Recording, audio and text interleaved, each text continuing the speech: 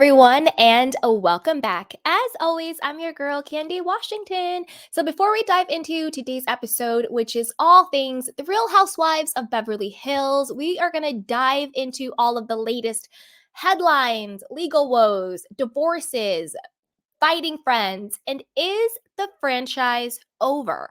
But before we dive in, go ahead and like, subscribe, and share, and grab your conspiracy tea. Head over to candywashington.com/shop or click the link that's pinned at the top or down in the description box. So with that, let's go. So our first story is a report that Kyle and Mauricio's marriage is turning ugly. Well, divorce, separation, marriage, who knows what the hell they're doing these days. Maybe they're just swinging, maybe they're keeping it open, who knows. But it is turning ugly. Now, I had first thought that they might reconcile 3 or 6 months, but now I'm kind of having a change of heart. I kind of think that it went too far too long. And by that, I mean it may have crossed over the threshold for it to come back from. Maybe, maybe not. My gut says they'll still get back together, but we'll see. Now, let's dive into this report. This is from All About the Real Housewives. It says, a new report claims that the separation between Real Housewives of Beverly Hills couple Kyle Richards and Mauricio Umansky has turned petty. It looks like Kyle Richards and Mauricio Umansky's separation has turned from civil to contentious in the blink of an eye.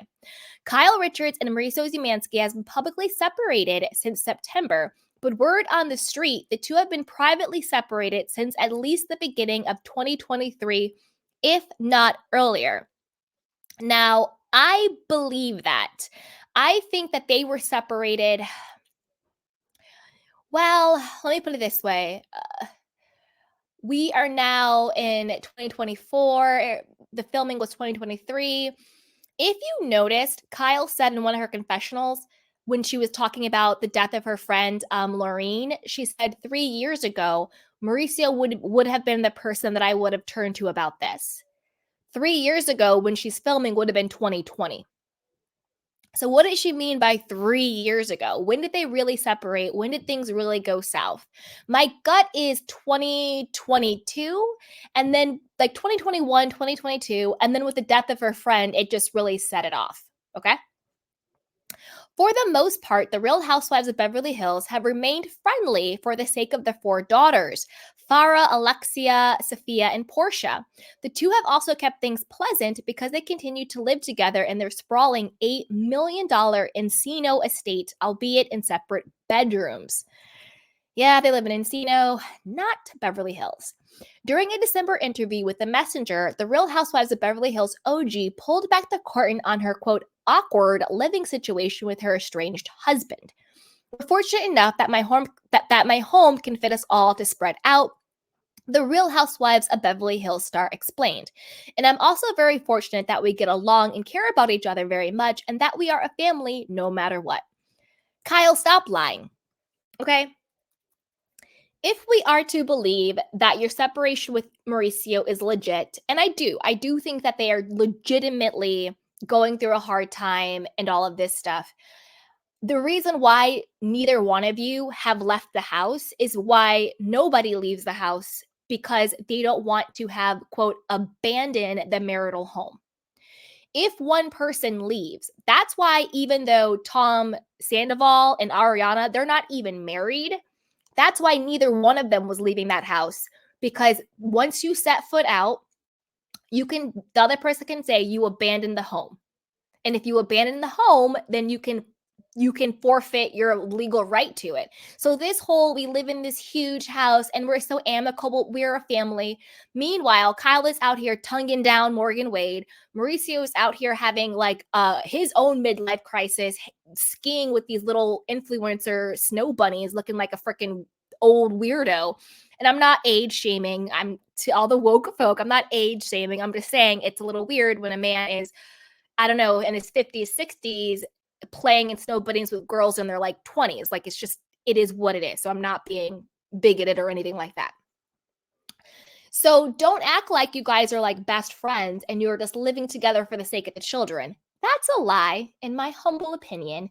You're living together because if you guys actually get divorced, you don't want to forfeit your right to claim the marital home. That's why nobody's moving out. That's why you have all these divorces, even over in the Real Housewives of Atlanta, Drew Sidora and her wackadoodle estranged ex-husband, whoever the hell he is. Again, that's why neither one of them are leaving the house, because you don't want to abandon the marital home because you don't want to forfeit your rights to the house. Okay. The 54-year-old notes that she and Mauricio prioritize spending time together as a family with their 4 daughters. That's always been what we stand for. That has not changed. And obviously, some days are not as great as others, she said at the time. Some days it's like, oh, it's a little awkward today. And other days it's like nothing ever happened. And we're all just sitting watching TV as a family. Because of this, it wasn't surprising to learn that Kyle Richards and Mauricio Umansky spent the holiday season together with their daughters at their home in Aspen, Colorado. While the Real Housewives of Beverly Hills couple are trying their best to remain amicable, OK Magazine reports that the buying Beverly Hills stars' recent behavior has been rubbing Kyle the wrong way. According to an insider, Kyle and Mauricio agreed to spend the holidays together in Colorado for the sake of their daughters, but the Real Housewives of Beverly Hills OG was surprised to see photos of her husband partying with several much younger women in Aspen. Not only was the 52-year-old founder of the agency spotted with a 31-year-old influencer, Alexander Wolf, he was also seen partying with social media stars Lily Pons, 27, and singer Anita, 30. Like I said before, he's like in his 50s. These women are in their 20s, late 20s, whatever the case is, maybe early 30s, whatever. This is the thing. I don't buy that Mauricio is hooking up with or dating or spending time with these little influencer social media people. I think that whole thing in Aspen was a photo op, because they are calling the paparazzi. It's called backgrid. So backgrid is basically paparazzi that you hire to, quote, catch you in your normal, I'm just grabbing a coffee at Starbucks. Like, please no photos. I'm just hanging out in Aspen with these social media stars. How did you find me? You know what I mean? So backgrid is the paparazzi company that celebrities pay to take photos of them. Those are then the photos that will end up in Radar Online or TMZ.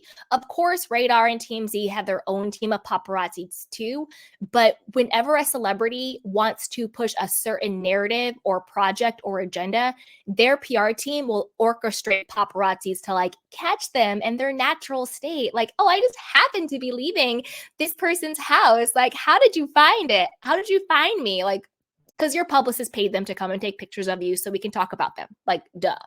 I think all of that was a big social media thing. I think he got paid. I think they got paid. All of that to me was nothing but for show. Are they smashing? Maybe, maybe not. Are they dating? No, I don't think so.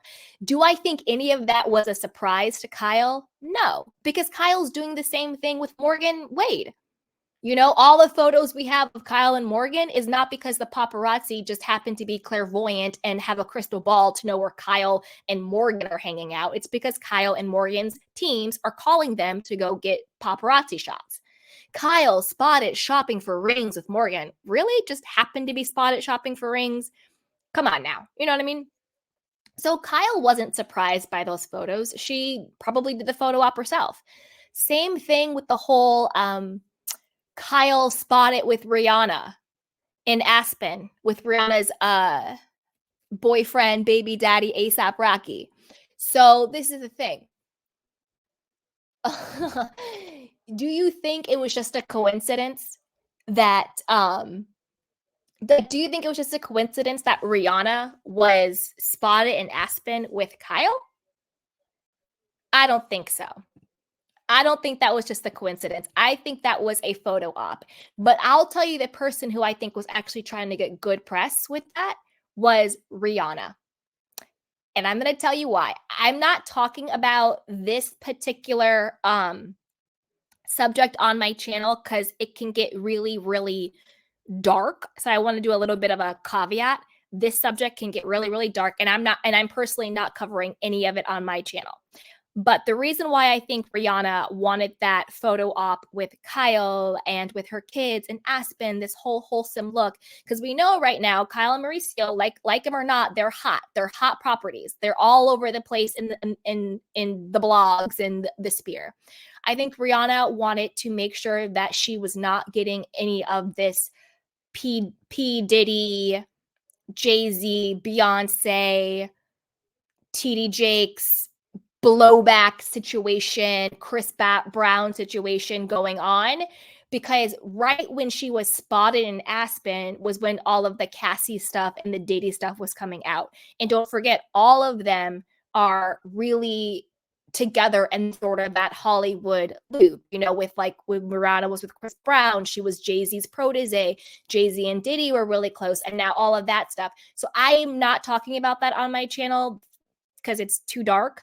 But I don't think it's a coincidence that Rihanna, of all people, just so happened to be in Aspen, just so happened to be hanging out with Kyle Richards at Kimosabi Hat Place. That was nothing but a fluff, divergent PR piece to make sure that Rihanna's brand isn't tarnished by all the other stuff that she could be associated with. Because you really have to think about why certain, quote, people who are brands, Rihanna is a brand, Kyle is a brand, these people are brands. Why these, quote, people / brands all of a sudden are being spotted together, all of a sudden are cozying up with each other, all of a sudden are having certain narratives. These are just paid for photo ops. You know what I'm saying? So that's what I think is going on there. Okay. Let's keep it going. All right. So Kyle and Mauricio are allowing each other to do what they want, provided they don't do anything embarrassing. Well, this is the thing. Kyle and both Mauricio have been embarrassing with this whole situation. Like Kyle out here with Morgan, Mauricio out here with the youngins. They're both being embarrassing. Like that ship has sailed. An insider spilled. Mauricio has clearly touched a nerve. Meanwhile, Kyle Richards is rumored to be dating country singer Morgan Wade, although both women have denied that they're anything more than friends. I don't think they're more than friends. I think Morgan is fulfilling out her contract, and I think Kyle is attention seeking. The insider hinted that Mauricio and Kyle's $100 million fortune is the main reason they have yet to file for divorce. Just like I said, that's why neither one of them have moved out yet. Nobody is trying to give up the rights to that home. In fact, the source noted that they don't have any intention of officially divorcing at this time. Again, it could be money reasons. They don't have a prenup. There's no denying that they push each other's buttons, the insider said, but they're going to continue to look the other way or try to. Speaking of looking the other way, Kyle recently admitted to Us Weekly that she doesn't know how long she and Mauricio can remain normal amid their separation. Kyle admitted that she's happy being single, but is still struggling to find her footing amid her new normal. Kyle, I don't believe you. I don't think you're happy at all. I don't think Kyle's happy. I don't think Kyle's happy with Morgan. I think Morgan is a distraction. I think Kyle, in the last episode of The Real Housewives of Beverly Hills, Kyle told us in one sentence exactly why she wanted to separate from Mauricio and has been acting out. Did you guys catch it? In her confessional, it's during the scenes where she has the celebration of life, of spotlight on mental health for her friend Laureen, who unfortunately passed away. And in the confessional, she says, I don't want to spend my time around people who don't appreciate me. That right there pretty much sums up everything we need to know about why Kyle and Mauricio are separated. She did not feel appreciated in her marriage to him. That's why she's out here doing all this attention-seeking stuff with Morgan and the tattoos and the weight loss and the acting out and all of this stuff. She did not feel appreciated by him. And I believe her. I don't think he did appreciate her. I think he took their go along to get along type lifestyle for granted. And I think once her friend passed away, I think once she hit a certain age, I think once things started to kind of really call her own mortality into question for herself. And we all get there if we're lucky enough. We all get to a stage in our life, if we're lucky enough, where we get to a certain point and our own mentality kind of stares us in the face and says, well, what are you doing with this life? And I think that she expected him to step up and he didn't. And I think that's the core reason of why everything has gone down between Kyle and Mauricio. Not even the cheating rumors. I think the cheating rumors are a part of it, but that goes into the appreciation. Like, I've held you down for a decade with all of these cheating rumors, with you embarrassing me, and you still can't be here for me when I need you. Now she's talking about it, social media DMs and all this, that, and the third. And we'll get into that. I think I have a story about that. But that's really what I think is going on there. Okay. Now let's keep going. See if there's anything left with this story. Dun, dun, dun. So yeah, let me know what you guys think. Put it down below. What do you think about Kyle and Mauricio's, marriage turning ugly? And what do you think the real reason for both of them sort of wilding out now is? Okay. Now let's see. Speaking of looking the other way, Kyle recently admitted to Us Weekly, and we covered that, blah, blah, blah. In a lot of ways, I feel happy, but I'm still struggling because it's all new to me. I've been married my whole life, Kyle said. We still live in the same house and we spent the holidays together. I have no idea how long we'll be like that, but we are trying to be as normal as possible in a very unnormal situation. She explained before revealing that she and Mauricio were both attending therapy. We both want to see each other happy, the Blvd confessed. I don't know what the future looks like. That's the hardest part because the unknown is scary. Okay, so they are both attending therapy. This is the thing. Are they attending couples therapy? Are they attending couples therapy? Because if they're just attending therapy on their own, but not couples therapy, then I don't know. So yeah, there it is, you guys. So let me know what you guys think. Put it down below and be sure to like, subscribe, and share, and grab a conspiracy tea that is linked down below in the show notes and the description box. So with that, let's move on to story number 2. Let's move on to story number 2, you guys.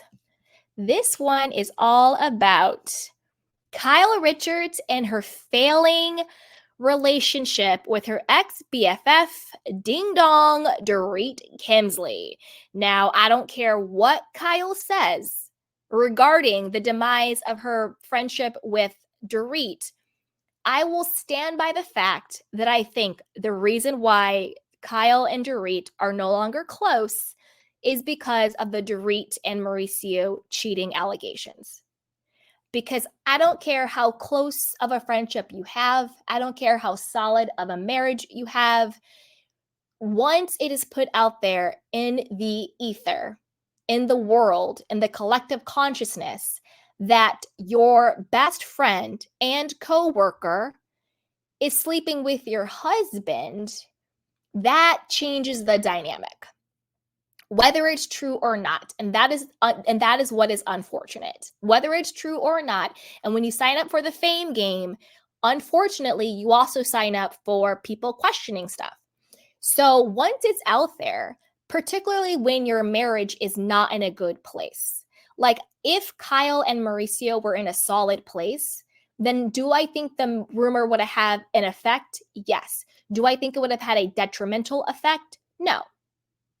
But of course it would have some type of effect. Anybody who says it wouldn't, you're lying to yourself. Doesn't mean anything went down, but once something is put out there, especially on the entire world speculating on it, that has an energetic effect on you and your relationship. That is why I think Kyle is no longer messing with Dorit. I don't think it has anything to do with Morgan Wade. But let's get into what they're saying, okay? Let's get into what they're saying. So this is according to Reality Blurb. It says Kyle Richards has been a mainstay on the Real Housewives of Beverly Hills for several years. Of course, this means that their friendships with people like Dorit Kemsley have experienced highs and lows. Unfortunately, now seems to be one of the low points as Dorit feels Kyle's close friendship with Morgan has divided them. Now, Kyle has responded to what the ladies have been saying about how she's changed over the last couple of years. As fans know, Kyle is also going through a divorce, which means many things are changing for the Real Housewives of Beverly Hills star. Now, according to Heavy, Kyle used her Amazon Live session to voice how she feels about what Dorit and other cast members are saying. She starts by discussing how Dorit says they used to travel together all of the time and how the cast says she's now traveling so much without them. According to Kyle, they are talking about the same trip time and time again. She says, "My last birthday trip to Mexico that they've turned into 12 different trips apparently. One trip they said it was Italy. It was still the same trip to Mexico. All these trips I went on and all the girls talk about this season, it was one trip." Kyle, you're not coming across that great. Like, you're coming across a little, I don't know what the word is, a little bitter, a little mean, a little tiffy, a little defensive. Like, calm down, Kyle. Kyle continued, "It makes me laugh a lot. It was one trip. Yeah, some of the cast, all these trips weren't included. And it was the one trip that we posted a lot of photos that they just kept talking about." She also says that Dorit exaggerated the trips they went on together in a recent episode of The Real Housewives of Beverly Hills by saying, "Kyle and I used to go away once or twice, even more a year. Now I'm not invited on any of her trips." She also claimed that they used to go on couples trips together. This is the thing, Kyle. Ding Dong Dorit, she talks a lot, but right now she's talking some sense because Mauricio and PK, Kyle and Dorit, you guys were a very close-knit couple friend group. You were. You guys were traveling all the time and posting all the time and being BFs all the time. You guys were a part of the whole Faux Fox 5. Your little close-knit group. You were. Stop trying to act like you and Dorit weren't BFFs just because it's Mad Day. Okay? Kyle responded to the episode on her Amazon Live by saying, "It shows a trip that we went on once, PK, Dorit, and me and Mo, the four of us with our kids. And then they show another trip. It's from the show. I'm sorry, I love Dorit, but you're showing a trip from the show. Let's not exaggerate the situation. My point is, you're trying to make it seem like I do all these trips without her now. There's one trip that we actually did as couples, ever." Kyle, you nasty, Kyle. You nasty. And I'm not even a Ding Dong Dorit fan. I'm not. I don't dislike Dorit, but I'm not really here for Dorit. But in this particular situation, I'm Team Dorit because you're not going to sit up here, Kyle, and act like you and Dorit weren't best friends and that PK and Mauricio were so close. They were going to go into business together and they were going to do their own real estate reality television show in London. But then Mauricio got the Netflix offer for buying Beverly Hills. And he was like, "See ya, PK. I'm going to go take this Netflix deal and do the show about the agency and my family." And then PK got left holding the bag and he did his little reality show over there in London, which I think is on Channel 4 over there. So you want to tell me, Kyle, that you and Mauricio and PK and Dorit, you didn't really know them like that? Come on. Also, you know how we know that you're lying, Kyle? It's because when the whole Mauricio and Dorit cheating rumors came out, the biggest offense both of you had, and by both of you, I mean the couples, Mauricio and Kyle and Dorit and PK, was, "We're such good friends. We're such close friends. It's so disgusting. It's so ridiculous." Dorit was on Watch What Happens Live talking about, "My children call them Auntie Mo and Aunt Kyle, Uncle Mo and Auntie Kyle." So Dorit's children are calling you aunt and uncle, but you don't know them like that? You chose Dorit over your own sister, Kathy, and your own sister, Kim, on the show over and over again, but you don't know them like that? Kyle, your slip is showing, girl. Stop lying. Just come out and say, "You know what? It's really And this is the thing, I would respect her so much more if she just came out and said, you know what? It's really hard for me to be close to Dorit because the entire world was speculating on whether or not she was having sex with my husband, who I am now estranged from and separated from. And there's all these other cheating allegations going on. So, you know what? It's really hard for me to pretend like we have the same friendship. That I would understand. That I could empathize with. That I get. But don't come out here, Kyle, acting like you're Mariah Carey and you don't know her. Get off it. Get off it. Like, knock it off. Knock it off, Kyle. Knock it off. Your whole defense to the reason why it was so absurd that Mauricio and Dorit were having an affair was because of how close of a friends all of you were.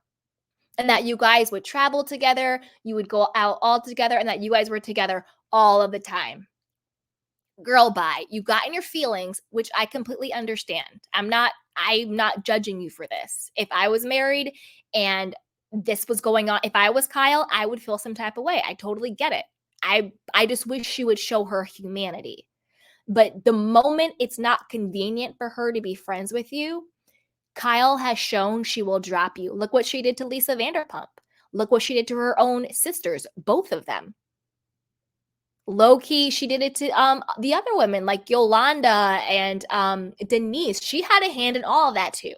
Lisa Rinna did, but Kyle was right there with them, right there with them, right? Another reason why I think that Kyle is trying to distance herself from Dorit without being honest is what happened in Aspen. Remember, because again, if you aren't Kyle's yes person, she will drop you. When Dorit said, when was it? It was, what were they beefing about? Remember in Aspen when Dorit and Kyle started beefing? Oh, when Dorit left Kyle's house in Aspen to stick up for Erika because Dorit was scared that Erika was about to start spilling her secrets. Remember when Erika lost her damn mind and was like, I don't give a damn about anybody but me? And they all were trying to be like, Erika, stop, stop. Erika was just like popping off. And Erika looked at Dorit and she goes, oh, she's like, you say one more thing to me. She's like, we all have secrets, right? And Dorit was like, understood the assignment. She shut all the way up and she basically helped Erika move all of her stuff out of Kyle's place into the hotel with Diana. Kyle felt very slighted by that. And remember, they were fighting in the Aspen kitchen. And then all of a sudden, Mauricio was like, ladies, ladies, you know, on behalf of me and PK, I want you guys to stop. And Dorit was like, oh my God, you're right. Okay, I'll stop. Okay. Remember that? So there's that. And Kyle also came out and said that the fact that Dorit had the audacity, and I think, again, Dorit was correct. I can't believe I'm agreeing with Dorit, but I'm pretty much team Dorit on this one. During the last season finale, when Dorit said to Kyle, when they were talking, when it was Kathy and Kyle talking, and she said, oh, but like, she just wants to see if you could take a little bit of like responsibility or accountability for your action in it. And Kyle looked at her like, if you don't shut the F up, and she was like, I don't want your input right now. Like, I don't want you to like to say anything or whatever she said. And Dorit was like, okay. Kyle herself said either she said it a couple episodes ago. She was like, yeah, things have been different with me and Dorit now. She was so supportive behind the scenes with me, but then at the reunion, she says that about Kathy. So because Dorit simply said, are you able to take some responsibility, some accountability for the situation? She went off. Very similar to how she treats Sutton. Just because Sutton and Kathy were still friends, she's basically did a whole smear campaign against Sutton this season. Like, if you go against Kyle, she will make herself the victim, and then she will try to villainize you. And again, I'm not even a Ding Dong Dorit fan, but I'm Team Dorit on this one because Kyle was dead wrong. Just come out and say it. Just say, you know what, Dorit? I don't rock with you anymore because of A, B, C, D, and E, and F. Because I'm on my petty. You didn't blindly support me. And the world thinks you smashed my husband. So I can't rock with you the way I used to rock with you. So just be honest. That's the real reason why you're not rocking with Dorit. It has nothing to do with Morgan Wade, because you know how it has nothing to do with Morgan Wade. It's because she's still close with Teddy. Kyle and Teddy are still, thick as thieves. Teddy is still right there being her mouthpiece, being her little lapdog. Teddy is right there. So Morgan has, same with what's her name? The morally corrupt Faye Resnick. Kyle and Faye are still super close. So it's not that Kyle is turning on all of her friends for Morgan. Kyle is just saying, if you do not blindly show me loyalty at all times, then you're going to be the villain and I'm going to be the victim, and I'm going to because this is the thing.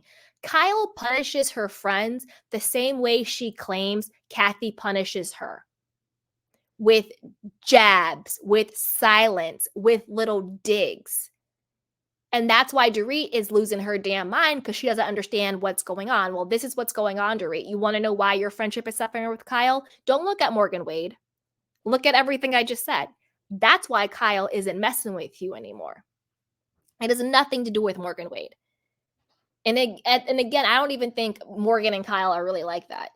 I think Morgan is fulfilling her contract, and I think Kyle is just using Morgan as a distraction. You know what I'm saying? So that's what I really think is going on between Kyle and Dorit. So honestly, Dorit, you might have dodged a bullet with this one. Look what she did to Lisa Vanderpump. Look what she's done to her own sisters. Look what she's doing to Sutton this entire season. Why is she attacking Sutton so much? Because she's pissed Sutton is still friends with Kathy and didn't just take her side? And that's why she has Anne Marie going after her every other scene? That's not right. So instead of having the tough conversation of, hey, Dorit, I love you, you're my friend, but these things have happened, and for better or for not, they hurt my feelings, and that's why I'm struggling in our friendship, Kyle is trying to act like we're stupid and that we don't know that they used to be best friends. We watched the show, Kyle. Like we watched the show, Kyle. Like we know. And your whole excuse was, we're such good friends, there's no way they had an affair. But now you don't know her? Girl, stop. But as always, I want to know what you guys think. What do you think the real reason is for Kyle and Dorit's the demise of their friendship? Do you think it has anything to do with Morgan? Or do you think it has everything to do with what we just outlined? Everything. Put it down below. Before you do that, be sure to like, subscribe, and share. And don't forget to pick up your conspiracy theory t-shirt, which is linked down below. So with that, let's move on to our next story. Dun, dun, dun, dun.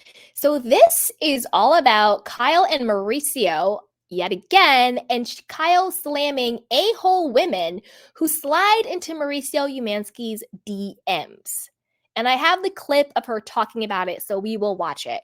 Now, Kyle, don't blame the women. Don't hate the player. Hate the game. If his DMs are open, is it a thought's fault for sliding in them? Is it? Let's find out. Here we go. So this is according to All About the Real Housewives. It says Kyle Richards got very candid about the issues in her marriage to her husband, Mauricio Umansky, on the latest episode of The Real Housewives of Beverly Hills. On Wednesday's episode of The Real Housewives of Beverly Hills, Kyle vented her frustrations over women who were constantly sliding into her husband's DMs on social media in an attempt to shoot their shot with the real estate mogul. Quote, Mo gets a lot of DMs from women. They don't care that he's married, and they're always the aggressor, she admitted. It just makes you realize there's a lot of effing a-holes out there. Yeah, and you're married to him. No, honestly, this might be an unpopular opinion, but I'm not really mad at Mo. I'm not really that mad at Mo. I'm mad at Mo in different compartments. Like in his business, I'm mad at him when he is allegedly fraudulent when he, defrauds his clients or real estate people and do shady deals and all of that stuff. I'm mad at that. Anytime you're allegedly stealing from someone or doing shady business deals and people have to sue you over and over and over again, and you're like not paying your agents the right commission, like all of that stuff, that bothers me. So Mo can, whatever with the fraud stuff. But when it comes to his marriage with Kyle, the reason why I'm not mad at it is this. There comes a point where you have to admit that you created the monster.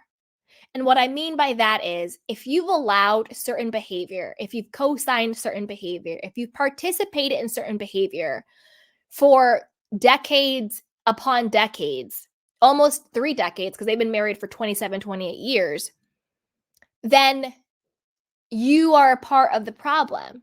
And don't forget, there was also rumors that she was dipping it and doing it, that they both sort of had this open relationship type thing going on.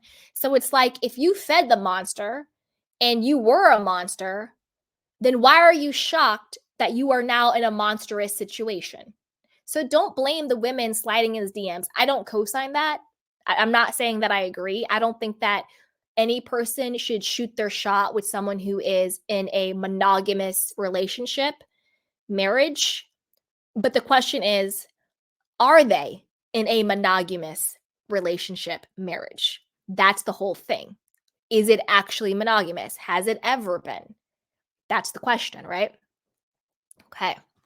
The Real Housewives of Beverly Hills OG made this surprising confession while playing a card game with her co-stars during Anne-Marie Wiley's birthday celebration at a winery in Ojai, California. Kyle's response came from Sutton Strack, pulled a card that asked, "Is it appropriate for husbands when it comes to communicating with other women on social media?" "Murder," Kyle quipped. "I've had a fight with Mo over that. I hate that. Liking people's photos, following people, you don't do that." Meanwhile, Kyle further opened up about Mauricio disrespecting her throughout their marriage during the Real Housewives of Beverly Hills after show. Kyle admits that Mauricio has disrespected her and their marriage by engaging with other women on social media. "I think Instagram's literally the worst thing for relationships. I hate it. I think it's terrible," Kyle said on the after show. I have the clip so we can watch it in a second, guys, okay? She then laughed at the fact that she threw her husband under the bus on this week's Real Housewives of Beverly Hills, while Sutton and Garcelle said they read between the lines that Mauricio, quote, liked some photos he shouldn't have on social media. "I wish I was the kind of person that could just laugh that type of thing off and be like, oh, look at you, but I don't. And not only does it feel disrespectful, but it is also like we're in the public eye and people can see who you follow and comment," Kyle admitted. Meanwhile, Kyle is out here for the last 2 to 3 years having a full-blown fake lesbian relationship with Morgan Wade, playing in our faces. But yet Mauricio liking some photos on Instagram is the end of a 3-decade marriage. Kyle, bye. But just stop it. Just stop it. And I'm not defending Mauricio. Trust me, I am not team Mauricio. I'm not saying what he's doing is correct at all. I'm just saying that there needs to be a level of self-awareness and accountability with this whole Kyle coming after Mauricio situation. Crystal Minkoff then chimed in and said, "You're really disrespecting your spouse in a public forum, and that's even worse. That's even worse." On the other hand, Ding Dong Dorit added, "Mo certainly knows that his wife would not tolerate him engaging with younger, attractive women on social media. There might be another couple that the wife would not mind at all." Are you talking about yourself, Dorit? What's going on there? But let's hear it from the horse's mouth, okay? Let's hear what she had to say.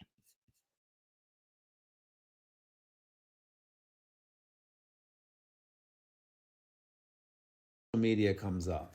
I think Instagram is literally the worst thing for relationships. I hate it. I think it's terrible. It's appropriate for husbands when it comes to communicating with other women on social media. I had a fight with Mo over that. I hate that stuff. Yeah, I don't think that's cool. Liking people's photos. Yeah, no. Following people. Too bad now I throw Mo under the bus. It's okay, honey. 6 months ago, it's I don't know. I mean, it's kind of annoying now. I'm like, yeah, you know what? And you know what else? Honey, you Don't were even have me check listen, those you were DMs. very spicy on the first episode. I don't feel like I have to answer to anybody. Well, you don't, but don't become a rebellious person and do it out of rebellion. Do it because you want it. Listen, I am very clear right now. I'm not rebelling. I'm just really clear. And I was like, oh. Yeah, because that's right after one of those Instagram situations. I was like, my girl is pissed. And poor thing, he was just. I think perhaps Mauricio's, Likes some pictures. yeah. You don't have to follow every single person and like all their photos. But yeah, no, I don't like that at all. I wish I was the kind of person that could just laugh that type of thing off and be like, oh, look at you. But I don't. And not only does it feel disrespectful, but it also is like we're in the public eye and people can see who you follow and comment. You know, you're really disrespecting your spouse in a public forum. And that's like even worse. That's even worse. Mo certainly knows that his wife would not tolerate him engaging with younger, attractive women on social media. There might be another couple that the wife would not mind at all. If Marcel's wanted to look at beautiful women on Instagram, we don't have rules per se, but I also don't have trust issues. My husband is the one who, when we first started dating, we would go places and he would be like, oh, honey, I slept with her before. So it's like, if you like somebody's picture and I know it's so-and-so that you used to date in 2003, why would I be upset about that? I already know that you used to date her. Me and Marcel's are different though. We have the horrible conversations. We have the worst conversations. Like, we talk about the worst stuff. Like, people always want it like rainbows and butterflies and like, husband, tell me, like 8.5. Marcel's calls me 8.5, and you're like, how does that make you feel? I'm like, great, it's a badge of honor. Like, it's so funny because I asked so many of my girlfriends that. I'm like, what would you do if your husband said you were 8.5? Oh my God, I'd be so upset and I'd divorce him. I'm like, why? Like I'm not that woman. Like, I don't need, like, don't lie to me. Like, keep it real. That's why I trust. You know, before we even get back to Kyle and Mauricio, can we just collectively say how insufferable Anne Marie is?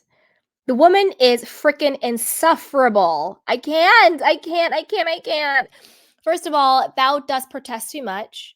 If you really thought your husband calling you an 8.5 was, quote, a badge of honor, you delusional, low self-esteem having person, you wouldn't have to get validation from your friends that it was okay. You wouldn't go around asking all your friends what they think. You would just be like, oh my gosh, I'm an 8.5. Like, what? And she talks in circles. And also on the show, do you notice how, I don't know if she has like a ticky boom, like if something is actually wrong or if she does it on purpose, but she will literally say something and then be like, I never said that 3 seconds later. It's the weirdest thing. I don't know, like, blink twice, Anna Marie, if you are like in a Stockholm syndrome situation, like, is something going on? Like, I don't know what is going on with her, but she talks in circles. She talks a lot. She talks a lot of nonsense. She lies and denies all of the time. Just like Crystal said, she gaslights you literally in the same exact conversation. Anna Marie, I'm going to need to have you get yourself checked out. And I'm not being disrespectful. I'm not being mean. I'm being serious. Like, I don't know what is going on with this woman's mind, her personality. I don't know if it's stress. I don't know if it's delusion, if it's her own coping skills. We all know the allegations against her husband. You know, if you're out and your husband's like, yeah, I slept with this woman, and then now he's liking her photos on Instagram, no woman is okay with that. I don't care how cool you want to act. I don't care how cool girl you want to pretend. You're out and your husband's like, yeah, I used to have sex with this woman. And then you see him engaging with her on Instagram. I don't care who you are. I don't care how solid your marriage is. I don't care how confident you are. You're going to feel some type of way. The way you react to how you feel will be based on, yes, your level of maturity, your level of security in your relationship, your level of confidence, your level of self-esteem, because having self-esteem and confidence doesn't mean that things don't get to you. It means the way in which you respond to the things that get to you is different. That's what emotional intelligence is. It's not that things don't get to you because you're still a human being. It's how do you navigate those moments, that things that get to you. Anne Marie sounds like a hot mess to me. And again, I don't care who you are, you're going to feel some type of way. If I'm out with my man and he's like, yeah, Candy, I used to smash that girl. We used to hook up. I've had sex with her. And then 2 days later, he's liking and engaging and sending fire emojis to this girl on Instagram.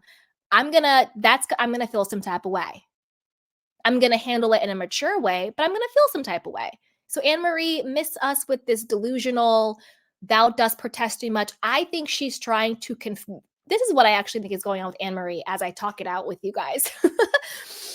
I think the person that Anne Marie is trying to convince that everything is okay in her marriage is herself. I think that's the person she's trying to convince. That's why she talks in circles. That's why she is seeking all this validation. That's why she's talking all this stuff. I think the one person she's trying to drink the Kool-Aid is herself, because she knows on her gut intuition level there's a fly in the milk and something ain't right. But I think for her, it's easier for her to live in la delusion land than to admit to herself, I have a lot of problems right now in my marriage. There's something really wrong here. And I really need to tackle what's going on. I don't think she wants to blow up her life. But that's my assessment on her. You know what I'm saying? All right, so there's that. But put it down below. Let me know what you guys think. You know, whose responsibility is it? Is it Mauricio's husband's responsibility to make sure that DM door is shut? Or is it the responsibility of everybody with an Instagram account not to slide into the DMs of a married man when the monogamy question is a little bit weird? I think it's both people's responsibility. I think let's just say hypothetically they are in a monogamous marriage. I think it's the spouse's responsibility to make it crystal clear that that door is shut so people won't even try it, because people try it with people they think they can get away with it with. You know what I mean? Like there's certain men that women won't try it with, and there's certain women that men won't try it with because they already know what the deal is, and like, don't come over here messing up my relationship because we're good, you know? So there's that. But then I also think that people should respect people who are fronting or actually in, however you want to take it with these people, in monogamous relationships. Like have more self-respect, you know, have more dignity. There are millions and billions of people in this world. You don't have to try and take someone's man or take someone's girl or take someone's woman. You don't got to do all that. You know, the person that is right for you will be available in all aspects, emotionally and in relationship wise. They will be 100% available for you, and you deserve that type of person. So I think everybody needs to kind of step up here on the responsibility level. But let me know what you guys think. Put it down below. But before you do that, be sure to like, subscribe, and share. And shop our conspiracy theory teas, which are linked down below. So with that, let's move on to our next story. So this is all about PK and Dorit. Is their marriage doomed? Like, I have a question. Whose marriage is it more cringy to watch right now on this season of The Real Housewives of Beverly Hills? Is PK and Dorit the cringiest couple to watch, or Kyle and Mauricio the cringiest couple to watch? Because they both are very cringy at this moment. So let's see what it has to say. Oh no. The article I want to read is not coming up. Well, this is according to 2Fab. It says the Real Housewives of Beverly Hills star 56-year-old husband says she's gotten, quote, more high maintenance over the years. Since her home invasion in 2021, her alleged home invasion, Dorit Kemsley has been open about the PTSD she has been continuing to suffer from. The long-standing effects of her horrific trauma have also been the root of some of her marital issues with husband Paul PK Kemsley. On Wednesday's episode of The Real Housewives of Beverly Hills, the couple spoke to a counselor where Dorit revealed how she felt PK was not present during the aftermath nor understood the severity of her PTSD. Quote, "My biggest issue was that after the home invasion, I really needed PK around, and he was traveling all the time. He wasn't here for me, not physically and not emotionally, really. The passes, the patience, they're all now used up. It's time for him to show up." This is what I think really what happened between PK and Dorit. I think Dorit has gotten older. She has some kids. And I think that Dorit is kind of tired of the grift. What I mean by that is there's all the allegations of how PK is a gambler. He owed millions upon millions of dollars to all of these, Las Vegas casinos. There's the allegations of his fraud and bankruptcy with the Barclays Bank back in London and, double crossing investors for both his businesses and her businesses.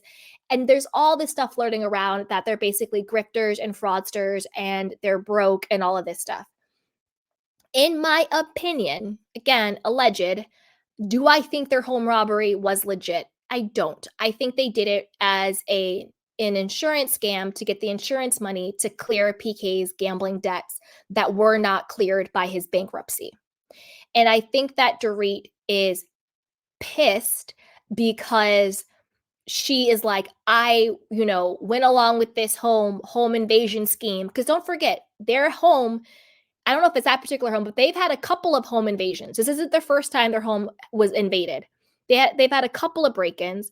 They also had another home insurance claim where she said that she left the water running and went to run errands and came home and the home was flooded. So that was another insurance claim for a lot of money. She also said she took out $10,000 to shop for, quote, Christmas presents, and she put the $10,000 in cash in her purse. She left it in her shopping cart. I don't know where Dorit is shopping where they have shopping carts. I don't know. Where was she with the shopping cart? I'm confused. Was she at Target? I mean, what? Because where Dorit claims to shop, they don't have carts. You have an associate that comes with you. You pick out what you want, and they have your dressing room ready for you. That's the experience you usually have on like a Rodeo Drive. You don't have shopping carts. So I don't know what she's talking about. Again, I think this was a scheme and a scam. So they've had multiple, quote, issues with insurance scams and frauds and getting the money to clear their debt. And I think Dorit is in a place where she feels like, I've done all of this for you to hold you down. I've been the grifter for you. And you're still out here scheming and scamming and not being present. You're in London. You're doing this. You're all over the place. I need you to step up, or I want to trade you in for a younger, hotter, richer model. I think Dorit is on her, I look better now. I have fame now. I want to trade PKN. That's what I think the core issue is. I think Dorit is tired of scheming and scamming, and she wants to find a guy who really has some money. I don't think it has anything to do with this whole, quote, PTSD stuff. That's why he's like, I think your PTSD is obnoxious, because at the end of the day, he knows she doesn't have PTSD because they planned the whole thing. I also think she's having some regret because, like her or not, I do think Dorit is a good mother, and I do think she really loves her children. So I do think there's a part of her that is resentful towards him, that one day she's going to have to talk to her children about this alleged robbery who were present at the time this happened. So I do think she resents him for putting her and the children in that situation. And I do think she has guilt about putting her children in that situation. That's why I think she's having this whole conversation about, I don't want them to go to, school. I don't want them to go to public school. I want them homeschooled. There might be some psychological mother's guilt of the fact that she put her children in harm's way by going along with this bogus home invasion. Because I don't know what our alleged armed robbers comes into your house. You think that they're going to, hurt you, fatally hurt you while your children are sleeping, and it's the end of you and your children. And then they so politely and gently leave you your cell phone right by your gate for you to come to retrieve it after they robbed your house. I don't know any burglars that do that. If you know those type of burglars, let me know. I don't know any burglars that operate like that. One minute you think they're going to take your life, and the next they're like, do you want me to bubble wrap your phone for you to protect it? Do you want a protective, screen for your phone? I just want to make sure your phone is in perfect condition so you can call 911 the moment I leave so they can come catch us. I don't know any burglars that is going to come in your house and steal your jewelry and your bags and all your stuff, in the thought of it that they're going to obviously like pawn it off or sell it, but yet they're going to give you a $1,000 phone back, because iPhones are expensive. They're from 500 to $2,000.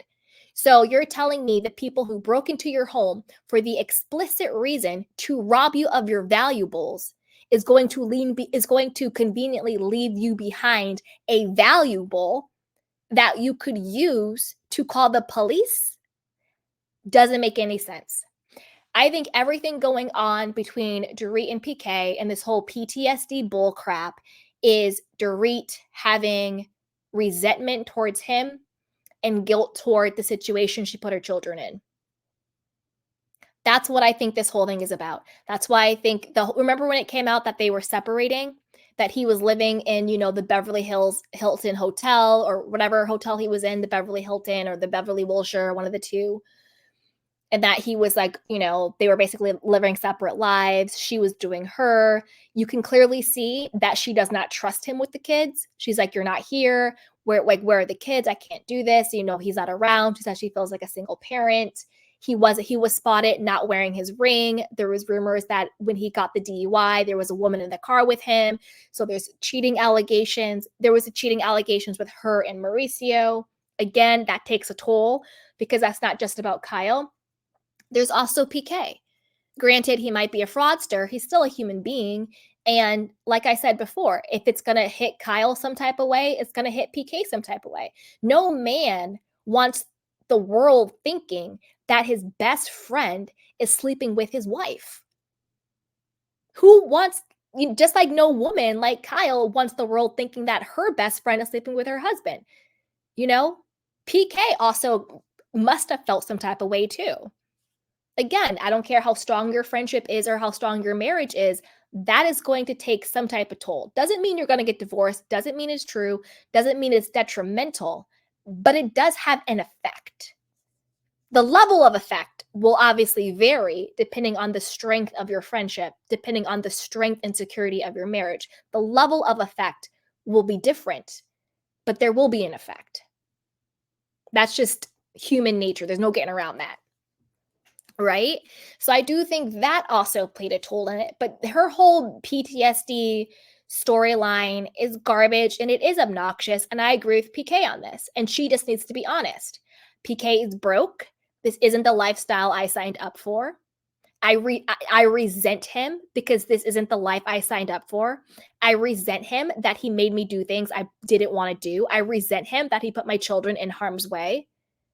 And that's why we're separated right now. Be honest.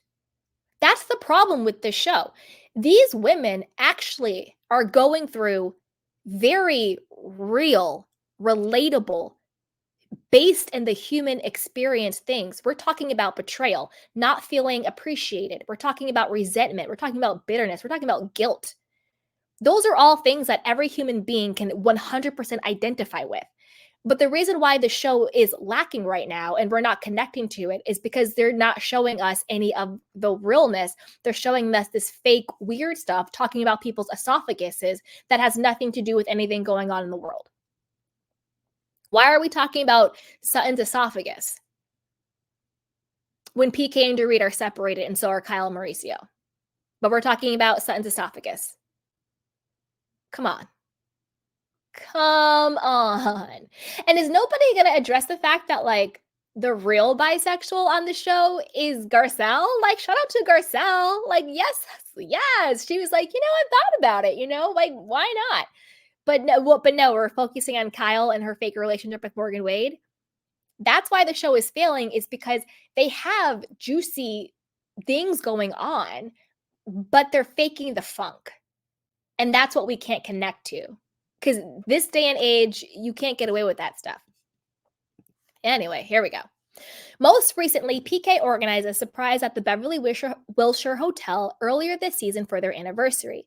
Dorit suffered from anxiety throughout the day as she was unaware of the surprise nor who was looking after their children. The 47-year-old decided to air her grievances with the decision to surprise her at the romantic dinner. I tried to tell you, and you just had a reaction that was very defensive, she admitted before PK interrupted. Does PTSD require you to discuss it there?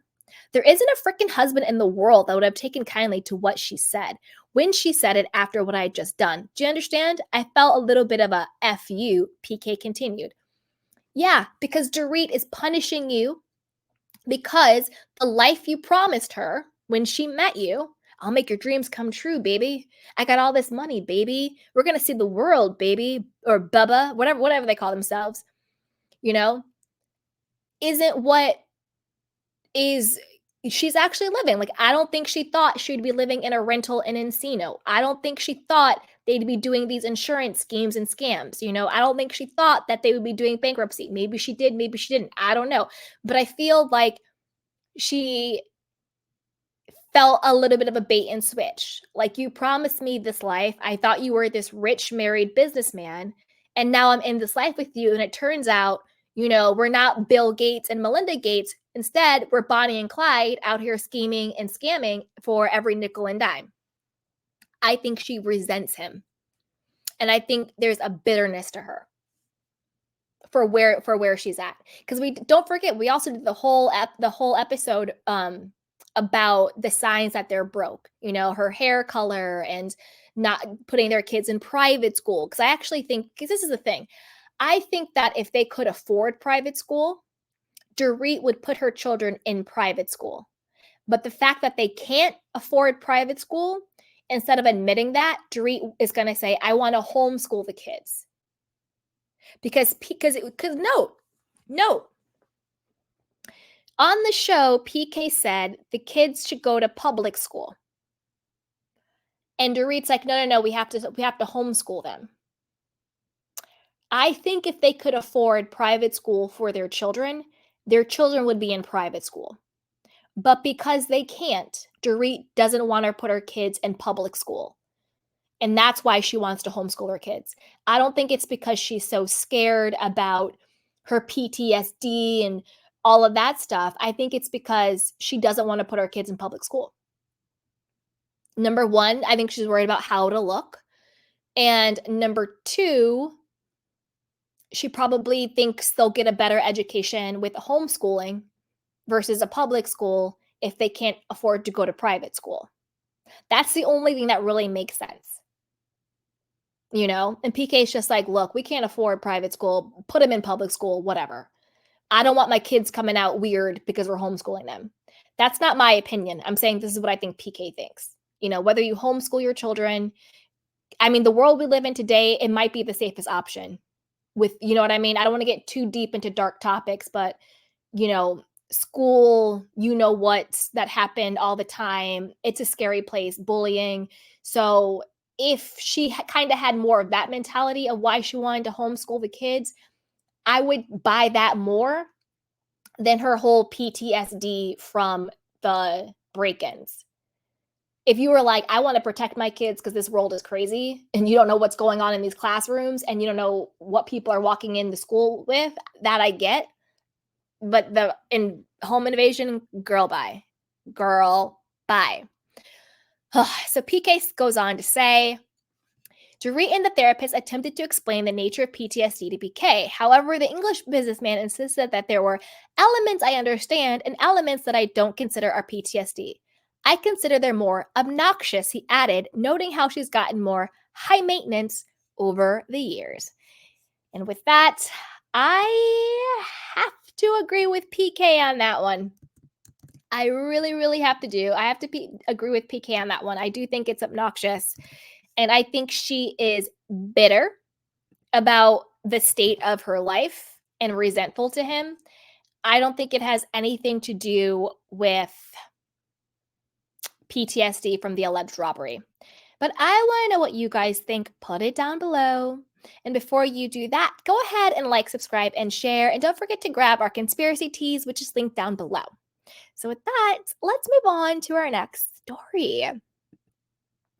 So this one is all about a theory that Sutton Stracke might be to blame for Lisa Rinna's Real Housewives of Beverly Hills exit. We haven't talked about Lisa Rinna in a while. So let's see what the word on the street is. And do you believe that Sutton Stracke was actually the one behind her exit? So this is from Screen Rant.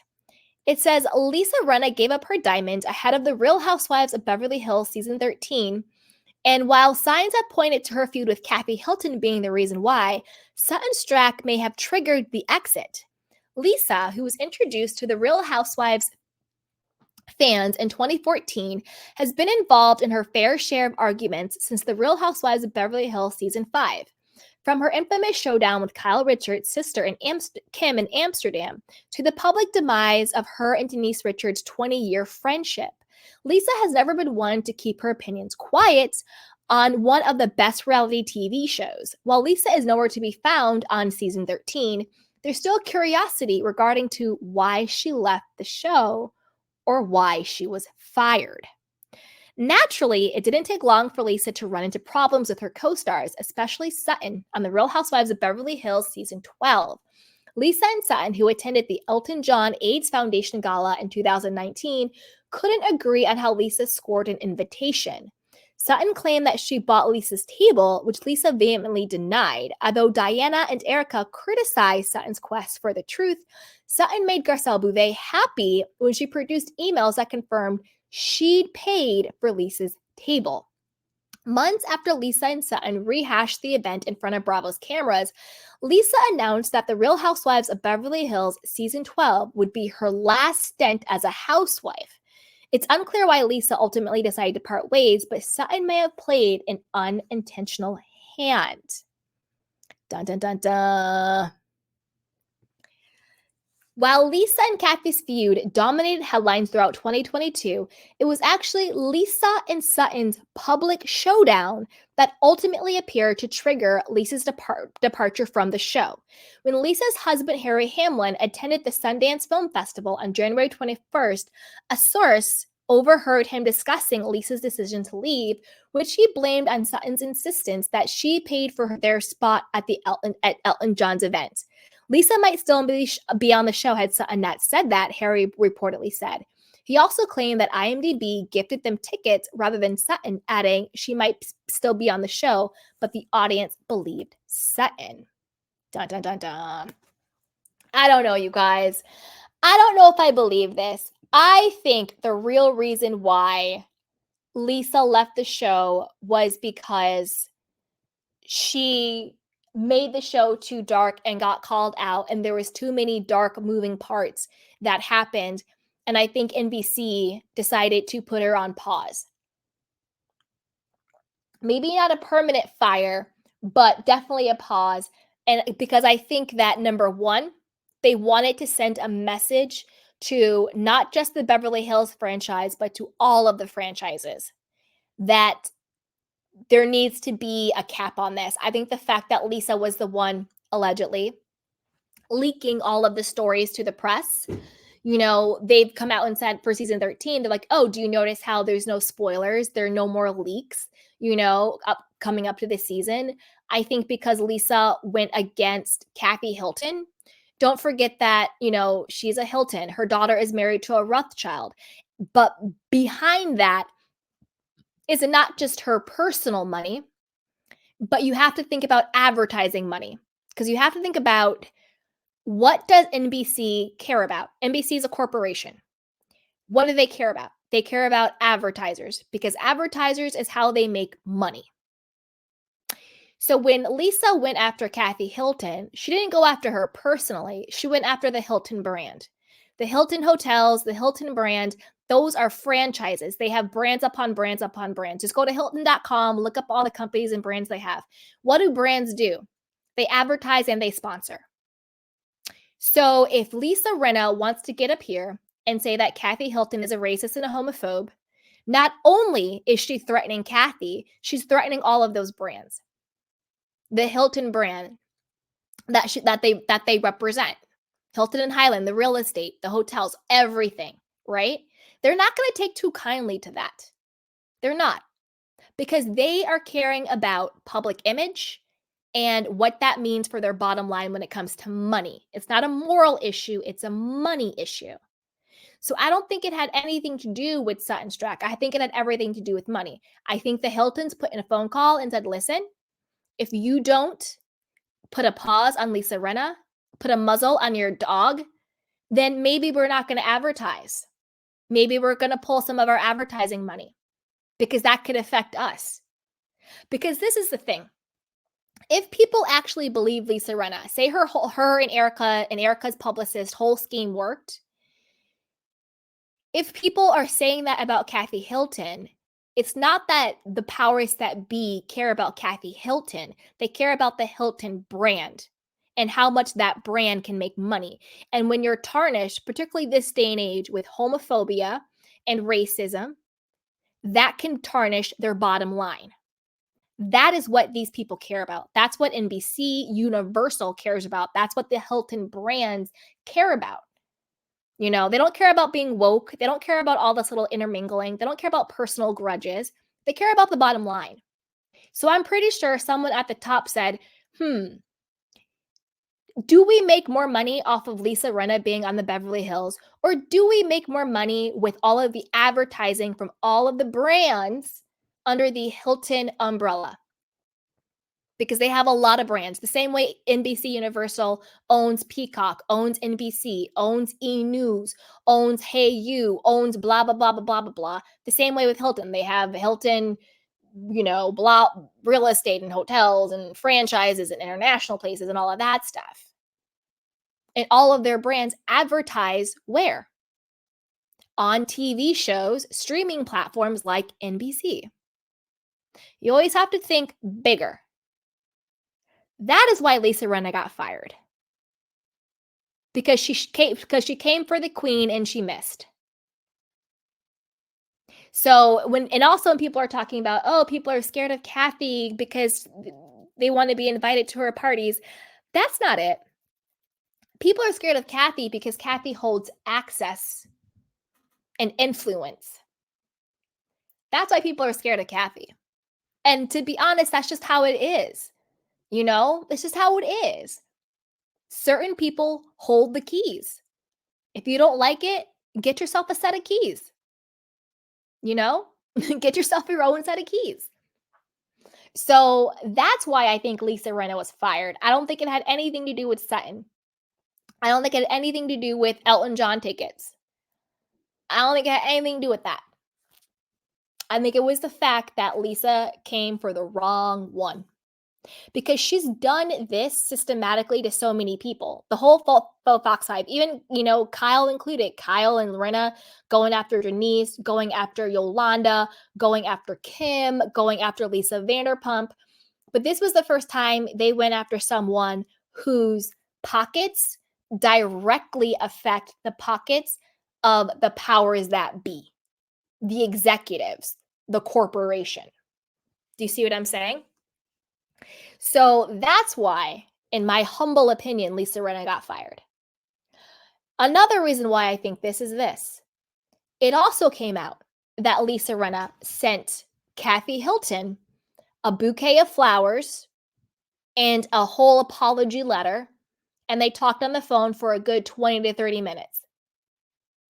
Because Lisa was like, I done effed up. I need to kiss the ring. I missed my shot, and I want to get back in the good graces. Because she knows it takes one phone call from Kathy for her to be back, on the good graces. That, to me, says the reason why she got fired was because she came for Kathy, not because of Sutton and some stupid Elton John tickets. That doesn't make any sense to me. Lisa Rinna, who's done everything under the sun, is going to leave the biggest paycheck she's ever seen in her life because Sutton Strack said that she paid for Elton John tickets? Does that make sense to you? Does it make sense that Lisa Rinna would leave the biggest paycheck in her family, in her household. No shade to Harry Hamlin, but I don't think he was making as much money as Lisa was making on the Housewives. You know, that's why we have the actors strike, because people think just because you see somebody on TV, they must be making all this money. That's not true. A lot of actors you see are not super rich or wealthy. You have your Hollywood elites who are making millions, but your average actor, your character actor, your quote working actor, even Viola Davis was talking about how much she was struggling, and she is an EGOT, you know, and she was talking about, you know, how much she wasn't making, you know. So just because you see people on TV, and that's why also these reality stars, a lot of them turn out not to have any money. So just because you see someone on television doesn't mean they're making money, even if they're in movies, even if they're in TV shows. There was a producer that came out. They said that they were an executive producer on a television show on Amazon Prime, and they were still driving for Lyft and Uber because they weren't making enough money as a producer on the show to make ends meet. So that's why you had the writers strike. That's why you had the actors strike, because you had the executives at the top who aren't the creatives. They're not giving their blood, sweat, and tears. They're not creating the content that we're enjoying, but they are the ones who are making all the money. They literally said, let them strike.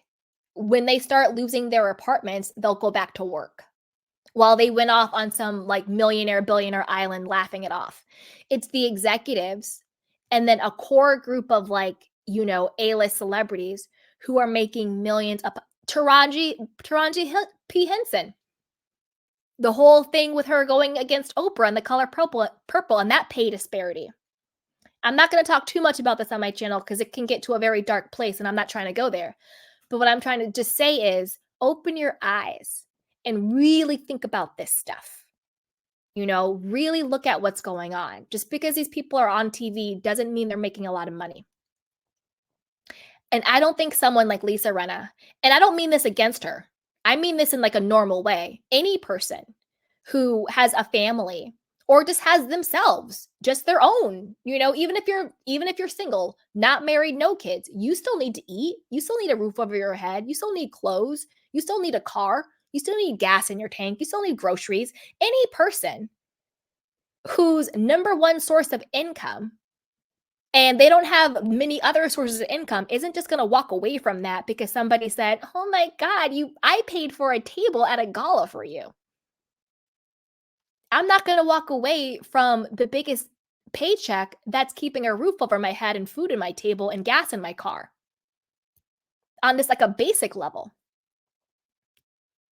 So I don't believe this. I don't think it has anything to do with Sutton Strack. I don't know who planted this story. I don't know what is going on, but I don't believe it. But I like to bring us, you know, different stories from different publications to dissect it and to think, do we think this is true? Does this actually make sense? Because it's also another good exercise in using our discernment. Just because something is published doesn't make it true. So we have to really think about who's pushing certain narratives, who's trying to do damage control. I honestly wouldn't be surprised if, and this might surprise you, if Kathy Hilton's team put out an article like this, because it takes the heat off of her. Oh, it was Sutton. It wasn't me and my powers and influence that did this. I'm just over here hunky-dory. You know, you never know. You never know. But I like to bring these type of articles so that way the next time you're reading an article from any source, whether it's the New York Times or whether it's Reality Blurb, use your common sense and think, does this make any sense? Who benefits? Who doesn't benefit? What narrative does this benefit? Always, yes, consider the source, but use your own discernment all the time. You know what I mean? Just because you see it doesn't make it true. And they always tell us, what did Evil T say? Fake news? He wasn't lying about that. There's a lot of fake news out there. So there's that. But put it down below. Let me know what you guys think. What do you think the real reason Lisa Rinna left or was fired from the Real Housewives of Beverly Hills? And who do you think planted this story? Because I also think it's bizarre and this is a very recent article. I didn't have to go back for this. This is a very recent article. This was updated on January 4th. Why are they updating, stuff about Lisa Rinna on January 4th when she's been gone the whole time? You know what I'm saying? So yeah, put it down below. And before you do that, be sure to like, subscribe, and share, and shop our conspiracy theory teas, which is linked down below. So with that, let's move on to our next story. Bad news for Miss Erika Jayne. Apparently, she could lose big now that I'm not even going to say estranged husband. I'm just going to say her husband, Thomas Girardi, has been found competent to stand trial. This is not looking good for her. Keep in mind, they are still legally married. So this is according to The Sun. It's an exclusive. It says, trial and tribulations. Real Housewives of Beverly Hills star Erika Jayne could lose almost $1 million after judge rules Tom Girardi is competent to stand trial. Erika filed for divorce back in 2020, but it has stalled amid Girardi's bankruptcy and criminal case. The disgraced former lawyer, 84, was found competent to stand trial in the criminal case earlier this month. He pleaded not guilty last year to wire fraud on charges that he embezzled $15 million from clients. Side note, that number allegedly is way, way higher. But a lot of times in these cases, particularly white-collar crimes, they won't get you on every little thing. They will get you on what they know that they can 100% nail you with. Because when the federal government comes for you, when you're at this type of level, they don't play. So they keep their cases tight. So yes, they may know you did more, you did this, but they are going to nail you on what they know they can crucify you with. So they're saying 15 million, but we all know it is way more than that over the decades and decades and decades. And then also it gets to a point where if they go for every single thing, that can sort of muddy it if it gets overwhelming and too much. And then it also becomes moot. You can't do, it's like when somebody gets 3 life sentences. It feels good for the victims or the victim's family to be like, I got justice for my particular thing, but it's a moot point because a person only has 1 life cycle. So you see what I'm saying? So it's saying 15 million, but we know it's way more. Okay. Including a burn victim and a couple whose child was injured in a car crash. Girardi, who filed for bankruptcy in 2021, has been diagnosed with Alzheimer's disease, but was accused by prosecutors of exaggerating his symptoms to try and avoid prosecution. Erika, 52, has always denied any knowledge of her estranged husband's possible crimes, but the criminal case could affect her bank account, according to an expert. She filed for divorce back in November of 2020, but there has barely been any movement in the case.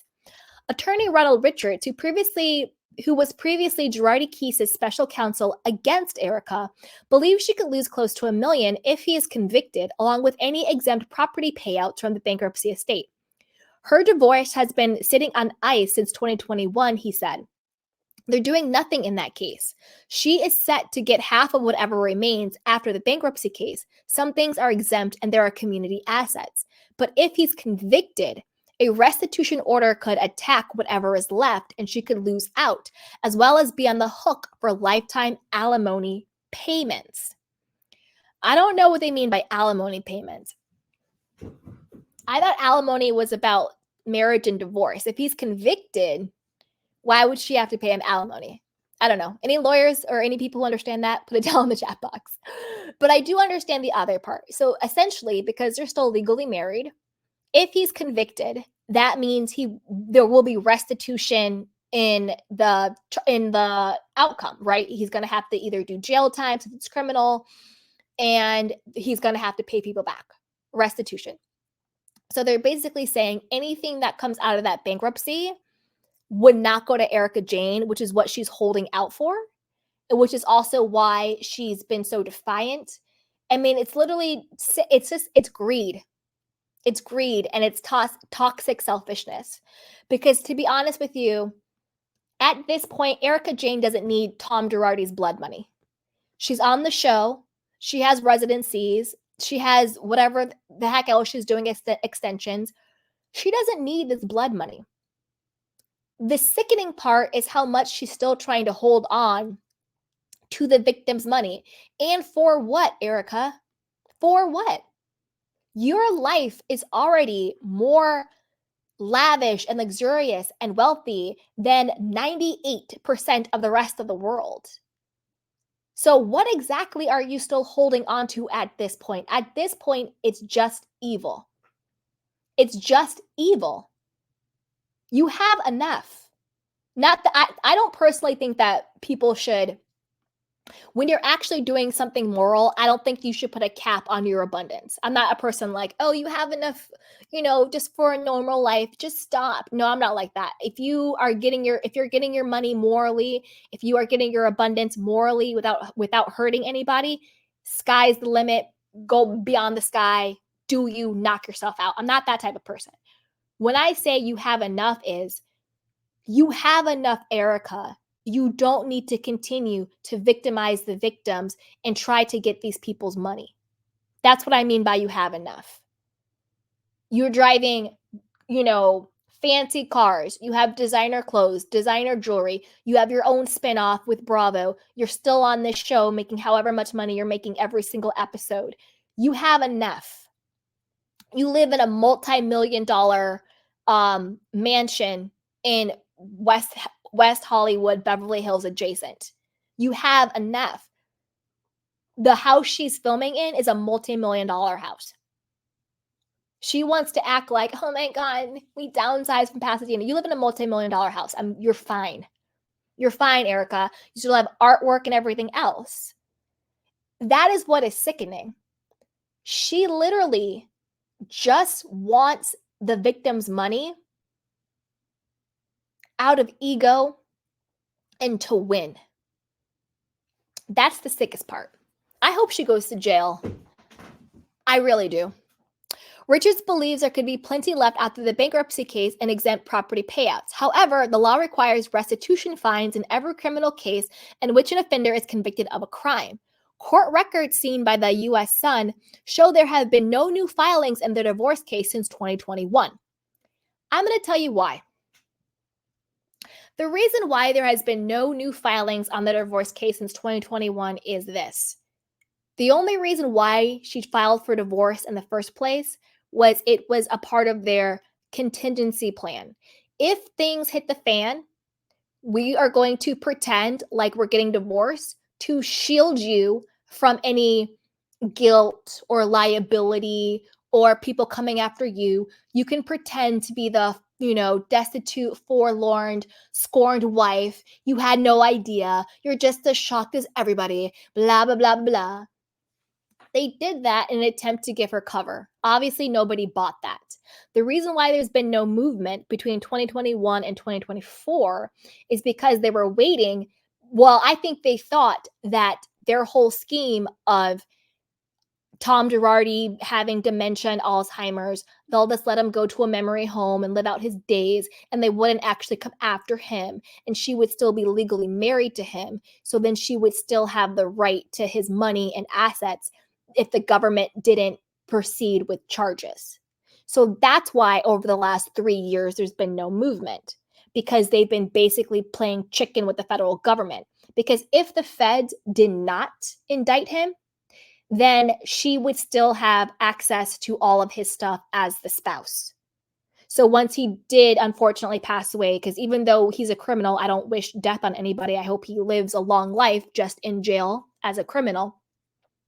So whenever that would happen, she would still have claim to all of that stuff. But this is why I say playing chicken. The fact that they are still legally married, and now he has not only been indicted, but he's also been now saying he's competent to stand trial. If he is convicted, his debts become her debts. And that's what they're talking about, restitution. So that restitution is going to come out of any money that he has. Anything he has left over, they're going to come in, they're going to scoop it up to pay back the victims, to make them whole. And probably to pay the federal government too, all the fines and the fees and everything, right? So that's why they haven't gotten legally divorced, is because they were going to wait it out and see what the federal government did. Not because they're actually getting divorced or they're estranged. Like, stop playing in our faces. Because again, Erika, she told us she talks to Tom every day. She said that he was smart as a whip. She bought a big old handle of vodka to go cry their sorrows together when he was indicted. I don't know what memory facility allows you to bring in vodka, but she was allowed to bring in vodka when he got indicted. So, miss me with that. Anyway, the bankruptcy case is still going on. As it was reported, former clients, vendors, and lenders had nearly $480 million in claims against Girardi's estate. That makes more sense. That is almost $500 million. That's why I said, yeah, they're going against him for $15 million, but we know it's a lot more. He was running a $500 million Ponzi scheme because he was running it decade upon decade upon decade. He's 84, and literally only up until about 4 years ago, 2021, everything hit the fan, he was still running it. So at 80 years old, he was still running the Ponzi scheme. Sick. In November of 2023, it was reported bankruptcy trustee Alyssa Miller had paid $27.2 million, mostly to secured creditors. There are still allegedly around $322 million in unsecured creditors. In court documents, Miller wrote, collections will likely continue for many years. You think? Richards believes Erika initially thought there would be money in the divorce, but as things unraveled, it was clear it was going to be months or even years before she saw a dime. The lawyer believes the Bravo star is not happy her ex has been found competent to stand trial, with the status conference set for Wednesday, January 10th. Of course she's not happy, because the more he goes down, the more there's leverage to pull her down with him. I still think they're going to get her for something. I just don't think the federal government is going to let this woman thumb her nose to them and pat her puss at them and nothing happened to her. It's just been too much. It's been too much. If we have Jen Shah in federal prison, Elizabeth Holmes, Teresa, I don't care if anyone's like, Erika didn't do anything. Yeah, she did. She knew and she benefited from it. And now she's trying to game the system to keep those people's money. She needs to go to jail too, in my personal opinion. He is facing multiple charges, each with a potential prison sentence of up to 20 years. Girardi's net worth. The U.S. Sun has reached out to Erika's lawyer for comment, but did not hear back. Richards believes despite the disbarred lawyer's age and ailing health, he will still serve time if found guilty. Yeah, he will.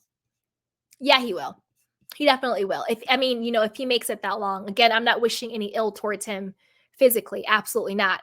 But, he's 84 and the stress of everything. So I'm not wishing that type of ill. But if he is found guilty, I do think they're going to make him go to jail, as they should. Asked how Girardi's alleged victims have responded to judge's decision, he said, they feel great as there is justice on the horizon. The conservatorship and the bankruptcy stopped a lot, but it didn't work for the federal criminal court. Richards believes he'll likely go to jail for at least a couple of years and end up on a medical ward for seniors. Yeah. Girardi's net worth is unknown amid the bankruptcy case, but court documents show he provided a financial statement back on March 10th, 2020 to one or more lenders. He claimed his estate included real estate properties worth $89 million, cash on hand of $116 million, securities totaling $44 million, and household items including jewelry worth $12 million, resulting in a sum of around $261 million. However, it was alleged in court filings that many of the items listed could not be found, and it was alleged he may have transferred, removed, destroyed, mutilated, or concealed property. So basically, he's hiding the money. Erika helped, in my opinion, and his little goons helped too. Like, you see Erika in Vegas with these like really old men, and they're like, who's Erika's new sugar daddy? And who's this person? I don't think that those are her, quote, sugar daddies in the way we think of it. I don't think that these are her new boyfriends. I think that these are Tom Girardi's thug friends, because Tom Girardi is a thug. There is no difference between Tom and the mafia and gang and gangsters. There's no difference. Thomas Girardi is a thug. He stole from people. He ran organized crime, and he threatened people if they dared to defy him. He's a thug. So the people that you see Erika with are his little cronies, people that he has set into place to help her and to funnel her money. The old guy in Vegas, Richard Wilkes, I think his name was, or whatever his name was, the guy with the Wells Fargo account in Florida. These aren't her sugar daddies. I don't think Erika is sleeping with old men. I think she's doing like the young guys and all that stuff. She's been linked to Scooter Brown and Army Hammer, and I think she's around those types of guys. I think she's dipping into it with guys in their like 30s or 40s. I think the older men she's with are his cronies, men that they've done dirt biz with and fraud with, and he set up accounts for them to help her. That's what I think. I don't think it's her new sugar daddies. I don't think that. Because it doesn't make any sense. All right, here we go. If found guilty, ask how Girardi's alleged victims have responded to the judge's decision. They said they felt great. Okay, we covered that part. All right, let's see. However, it was alleged, that's right, in a separate case in Chicago, Girardi is facing federal wire fraud charges after being accused of stealing about $3 million from family members of the victims of a 2018 Lion Air crash. That case has been in limbo, but is expected to follow the competency decision in California. So basically that means since the powers that be in California said he's competent, the people in Chicago are like, well, California said he's competent. We'll say he's competent too.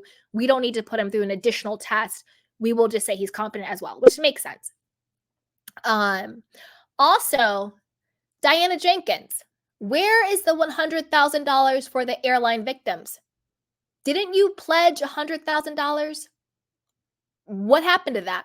Oh, that's right. You didn't. You set up your own private non-for-profit asking for donations. Basically what Diana Jenkins did, you guys remember? She basically set up a private GoFundMe. It's not called GoFundMe. She just named it herself and was like, if everybody pays up to $100,000, I'll give the proceeds to the victims. Girl, bye. What happened to that? We'll wait. New civil case. Ooh. Meanwhile, although Erika has not been charged with any crime and was dismissed from a civil lawsuit in January of 2022, she is still under fire for her alleged involvement. She is being sued by costume designer Christopher Pasala in a lawsuit filed in the U.S. District Court of the Central District of California on August 29, 2023. Pasala alleges that the estranged pair weaponized the Secret Service to maliciously prosecute him in 2017 to acquire a nearly $800,000 refund from American Express. Erika has yet to formally answer the lawsuit, but her lawyer, Evan C. Borges, told U.S. Weekly in a statement that the allegations come at a questionable time as she was about to launch her weeks-long Vegas residency, Bet on Blonde. It's not questionable, it's strategic. Why are they like this? I don't understand. This is what I mean. Why is Erika Jayne getting her own residency in Vegas when she can't sing and she can't dance and she's still trying to get victims' money? It's evil. It seems calculated that the plaintiff timed this lawsuit to coincide with Erika's Las Vegas residency opening. It's not calculated, it's strategic. I would have done the same thing if I was him. Plaintiff's claims against Erika are without merit. That's what they always say. There's no merit. Yeah, right. Anyway, independent federal prosecutors at the U.S. Attorney's Office made the decision to charge plaintiffs with crimes, no one else. The notion that Erika controlled the U.S. government, or for that matter, a Fortune 100 company such as American Express, is fantasy. That's not fantasy. That's not fantasy. That guy, the Secret Service guy, got in trouble because it wasn't that he was doing Erika a favor. He was doing Tom Girardi a favor. They had this whole scheme going on. We talked about it. And that guy got in trouble. And that's another reason why this situation with Erika and Tom Girardi got so big, is because, yes, Tom had corrupted so many people to run a $500 million Ponzi scheme in the state of California for about 4 decades. However, other entities were pissed that he left so much egg on their face. Like the Secret Service were pissed. The federal government is pissed. Who else got involved? Other agencies. That's the thing. It made them look stupid. It made them look compromised. And yes, corruption exists. Obviously, that's why we have what's going on with Thomas Girardi. But good people also exist too. And particularly in these types of entities, whether it's like the military, the police, the law, the federal government, their persona, their public facing persona, their reputation is everything. And when someone makes it look like they got the dime on them, they don't take kindly to that. They don't. So that's another big reason why they're going after him so hard, is because it made them look complicit. It made them look stupid. It made them look whack. You know what I'm saying? And they don't like that. The easiest way to piss people off, especially people in the military or police officers or judges or anybody in that, is to defy their authority. And a lot of what Tom did that in his little cronies, and they got pissed off. This Secret Service guy, that when the lawsuit that Erika is in, he got in a lot of trouble because allegedly, I will say allegedly, he did use his position of authority to intimidate these people, because Tom Girardi allegedly then gave him a big kickback. So to say this is a fantasy, no, lawyer, you're trying to act like this stuff doesn't happen all day, but it does. Corruption across the board happens all the time. Boy, bye. Again, I'll say alleged, but all you guys have to do is Google it. I even did a story on it, but you Google it and all the information comes up. So you guys can, look at it and research it for yourself. Yikes.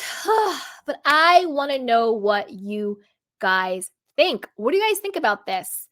Do you think Erika will ever be held accountable? Do you think the feds will ever come after her for something? It may not be the biggest thing, whether it's wire fraud or tax evasion, or do you think they're just going to let her get off scot-free and just facing these civil lawsuits? What do you guys think? And what do you think about Tom Girardi? He's, he's been said to be competent. He's going to have to stand trial and answer for his alleged crimes. What do you think is going to happen to him in the whole situation? And what do you think it means for Erika that they're still legally married? So if he is convicted, anything that he owes is now her debt. I personally think turnabout's fair play. She took all of the gifts while married that he stole from people. She took all of that. So if you wanted to take the good, then sweetheart, you got to take the bad. You got to take the bad. So, and Janet said Kyle and Mauricio getting off scot-free was complete crooked courts. Janet, listen, I did a whole, and I'll let you guys know what we're talking about. I did a whole deep dive when Mauricio Umansky and the agency and his partner were being sued for about $32 million because they basically did a really shady bait and switch with one of their clients. All of a sudden, the case was dropped, dismissed. I don't even want to get too much into it, but it was basically the, quote, silent partners, investors that Mauricio used in this, I'll say alleged fraud scheme. The moment their names were about to be revealed and made public, all of a sudden, the case was dismissed. Mind you, this was a federal court case that had been going on for 4 years. All of a sudden, it was like, oh, there's no merit to this case, dismiss it. In my opinion, in my conspiracy theory mind, I think that the names of the silent investors that were allegedly involved in Mauricio's fraud scheme were very powerful, probably dangerous people. And when their identity was threatened to be exposed, they probably made a phone call, and that's what made the case go away. I think that if they had not been on the brink of being exposed, they would have let it continue because they wouldn't want to show their hand.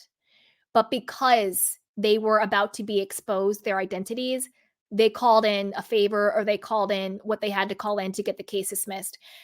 I personally do not believe for 1 second that Mauricio and his again cronies were innocent. I think they did do the fraud. I think they did do the scheme. In my opinion, again, this is my opinion. This is for entertainment. This is alleged. This is my opinion. I think they did everything that they were accused of. But I think when the powerful people that they were working for, because again, I don't think Mauricio was the biggest fish in this situation, when their identity was threatened to be exposed, all of a sudden the case went away. I did a deep dive on it. Go back and watch it. It's just a little too convenient. It's a little too convenient. I don't know why the federal court would continue a case for 4 years or so that it, quote, had no merit. So there's that. But I want to know what you guys think. Put it down below. Before I do that, be sure to like, subscribe, and share. And as always, check out our conspiracy theory teas. They are linked down below in the show notes. Dun, dun, dun, dun. So let's see. Let's do one more story. I had a couple more, but we'll do this one. So this is 10 signs the Real Housewives of Beverly Hills season 13 will be the last. Let's see. Is this the end of the Real Housewives of Beverly Hills era as we know it? Okay. Now, again, I like to share stuff that we can think about. I don't agree with all of these 10 signs, but we're going to break them down. And I want to know, which signs do you agree with? What signs do you not agree with? Okay. Because I don't agree with all of these 10, but we're going to break them down. All right. So here we go. So this is according to Screen Rant. There are a few reasons why The Real Housewives of Beverly Hills could end after season 13. The reality TV series has been one of Bravo's biggest franchises over the last decade. It premiered in 2010 and has come a long way since then. The spin-off's newest season came out of October 2023, featuring some old cast members and many newcomers. The latest names included proud mommy Sutton Strack, entrepreneur Crystal Kung Minkoff, and Kyle Richards' neighbor Anne-Marie Wiley. Real Housewives of Beverly Hills season 13 focused on the usual drama, with the biggest plot being Kyle's relationship. The newest season featured some notable moments. In episode 1, viewers got a brief glimpse of former cast member Lisa Rinna's resignation letter. She thanked the network for 8 years and revealed she wouldn't renew her contract or return for the series anymore. Erika also shut down some rumors about her weight loss. She claimed her transformation was thanks to good hormones and not Ozempic. The premiere episode also showed Kyle and her husband Mauricio navigating their separate lives. Watching the once happily married couple fall apart was uncomfortable for many viewers. Let's first break down that. Number 1, I don't believe that was Lisa Rinna's resignation letter. I think she got fired. Number 2, Erika Jayne is clearly on Ozempic or some type of peptide. I didn't think that hormones did that. And Kyle and Mauricio, yeah, they're super cringe. We all know that. All right. Now let's move on to number 10. The Real Housewives of Beverly Hills viewership has declined. The show is failing to keep viewers' attention for long. Despite a successful decade-long run, season 13 may be the last time viewers see The Real Housewives of Beverly Hills. One reason is the show's viewership, which highlights The Real Housewives of Beverly Hills has become a shadow of its former self. During season 2, the series hit over 2 million viewers in the second demographic. In comparison, season 13 was close to the 1 million mark, with the age ranging from 18 to 49 across multiple platforms. The network also put out delayed viewership numbers, sharing the data of the first 3 days, probably because the live viewership numbers weren't good. Well, a couple of things with that. Number one,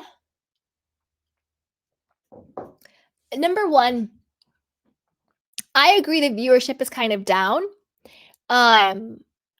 I think that this season The problem with this season is nobody's happy. We're watching a bunch of miserable women. And I really mean that. Nobody's happy. That's the problem. There's no joy. There's no spark. There's no fun. There's no kiki. I love Sutton, but she's miserable. I love Garcelle, but she's miserable. I love Kyle. Well, I don't know if I love Kyle, but Kyle's miserable. Dorit is miserable. Crystal has no reason to be miserable, but she is. Anne-Marie is insufferable. Erika, miserable. Like, what woman on the show, and I really mean this, are you like, wow, she seems really happy and fulfilled and complete. And I just love watching her because she's a vibe. You know, I love Garcelle, love her. And I love Sutton too. But like I said before, they don't seem happy on like an energetic level. I'm talking about like seriousness, not like, oh girl. I mean like on a serious level, they don't seem happy. And I think that's what's really been making this season that weird energy to it. It's like a weird energy where none of these women are really happy. And even Crystal, who should be happy, seems like she has a great marriage. There's even a low vibe to her, or it's just like, what's wrong, Crystal? Like, what? Shouldn't you be happy too? So I think there's a bit of that going on. And then I don't know how they're doing viewership, but season 2, there wasn't streaming. There wasn't online in season 2. So I don't know if they're only doing like Bravo network numbers. To me, I would need to see, well, what are the Peacock numbers? You know, what are the app numbers? What are the streaming numbers? Because the way we view and consume content today versus 11 years ago is very, very different. So I don't know how they're measuring this, but I do bet viewership it probably is down. So that could definitely be a reason. Okay. Number 9. Many iconic cast members have left the show. Viewers don't get to watch familiar faces anymore. Real Housewives of Beverly Hills may not be as interesting as it used to be due to all the cast exits. When the show premiered in 2010, fans got involved in stories of Taylor Armstrong, Camille Grammer, Adrienne Maloof, Kim Richards, Kyle, Lisa Vanderpump, and many more. Fast forward to season 13, and nearly 90% of the original cast has left the show, with only Kyle remaining. Some other iconic cast members who become famous in the later seasons, like Eileen Davidson and Lisa, have also said goodbye, leaving viewers with only new cast members. This is the thing. I don't think it's so much that familiar faces that left the show. I think it's the way in which they left the show. Left very sour taste in our mouth. What they did to Lisa Vanderpump was disgusting. We don't got to get into the details. We all know. Camille Grammer leaving. Camille was great TV. The fact that I think it was, in my opinion, I think Kyle got her fired off the show because Kyle, although she isn't a technical producer, she is definitely a performative producer. She's really close with the other producers on the show. She was really in with Alex Baskin and some other people. Camille and Kyle were beefing, and you normally when you beef with Kyle, unless you have your own pull in a very, very strong way, she kind of has a way of getting you out. She did it with Carlton. She did it with Camille. Adrienne Maloof left after Brandy outed the fact that she used surrogacy to have her children, and her children didn't even know.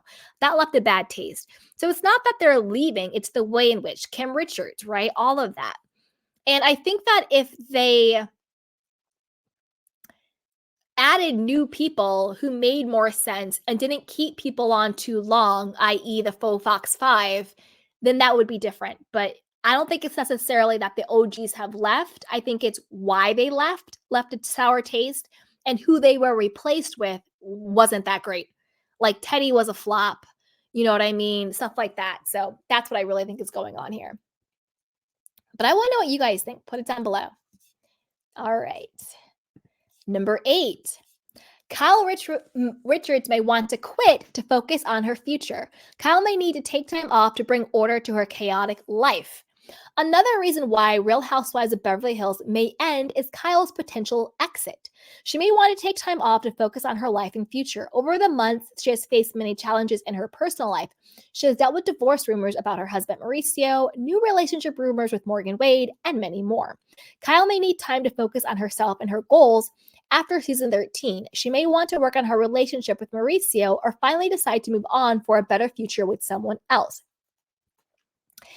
Now, I don't think this is a reason for the show to end. I think this is a reason for the show to get better. I think Kyle's time has been up. And what we see now of her on the show is a very good example of what happens when a person's time on a show is expired and it starts to stink. I think there should be shelf lives for housewives. There just comes a point in time in anybody's natural life cycle where they're not having storylines, they're not having authentic drama, they're not having things that are enjoyable to watch. I think Kyle, for the majority of the time she's been on the show, has deflected and used other people's storylines and issues and piggybacked off of them, being the pot stir, being the producer plant on the show. And now that she actually has to focus on her own life, it's a complete, crap show. It's a complete mess. I think Kyle should have left this show maybe 1 or 2 seasons ago. It's always better to leave on a high than a low. But I think Kyle leaving the show would help to save it rather than help to sink it. Okay. And that will lead you to what I feel about number 7. Because remember, we're going through the article, but I want you guys to dissect what do you agree with and what you don't agree with. I don't agree with this one either. This one says, new cast members aren't enough to carry the show in Kyle's absence. New stars' lives may not be alone to hook the audience. Real Housewives of Beverly Hills has always been star-studded, with wealthy families like the Richards and Vanderpump being the show's highlight. However, things have changed considerably after all the cast members dropped out of the franchise and moved on. Now, the series relies upon Kyle's, whose exit could mean the end of the show. If Kyle leaves Beverly Hills, the new names like Crystal, Garcelle, Sutton, Dorit, and Erika aren't enough to carry the show any further. Bravo will have to go back to get some of the originals if they want to continue the series. I don't agree with that. I don't think that if Kyle left the show, the other woman wouldn't be interesting enough to carry it. I don't think that's true at all.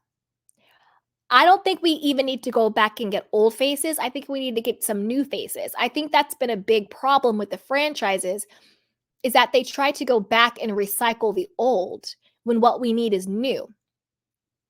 And I don't think that Kyle leaving would be a detriment to the show. I think it would actually help. I think it would lighten the show. And to be honest with you, this season, Garcelle has really become the anchor of the show. I think Sutton is the MVP. I think Sutton's that girl of the show, but I think Garcelle is the anchor. And I'll tell you what I mean by that. Sutton's the MVP because she's coming, she's stirring the pot, she's funny, she has the one-liners, she's going after Kyle, she's giving it, she's quirky. That's what I mean by she's the MVP. She's fun to watch. We like her, What I mean Garcelle is the anchor is this. You could tell that they were making Garcelle the anchor of the show when they orchestrated the whole Garcelle and Erika and Sutton coming together trio. So when Garcelle and Erika got together to have the drinks, and then Sutton came and they were laughing and kikiing and they bonded and they were drinking and everything, that was the shift from Kyle being the anchor to Garcelle being the anchor. And Garcelle even says it. She goes, I like this trio. And then you see from then on, you see a rift between Dorit and Erika, where Erika has more of Garcelle's side, Garcelle perspective. She's still in some ways trying to be there for Dorit in certain ways, but you can tell her allegiance has shifted. You see Kyle more on her own island, spiraling about the whole Mauricio thing going on. Clearly, Sutton and Garcelle's friendship is one of the best things about it. And then obviously Crystal and Garcelle get along and they're friends. Garcelle plays Anne-Marie Dust because Anne-Marie is pretty much irrelevant. And who else is there? Once they had that little trio with Sutton, Erika, and Garcelle, to me, I was like, okay, so they're shifting. And I think that means they're getting ready for Kyle's exit either way. Because usually Kyle would be the anchor of the show. I'm not saying she's the fan favorite. I'm not saying she's the MVP. I'm not saying she's that girl. But she has always been the anchor of the show. The hub from which the friendships flow from and how people know each other and how they're attached. But I think this season, if you really watch, I think strategically, and I think the producers are in on it, they were shifting the anchor from Kyle to Garcelle.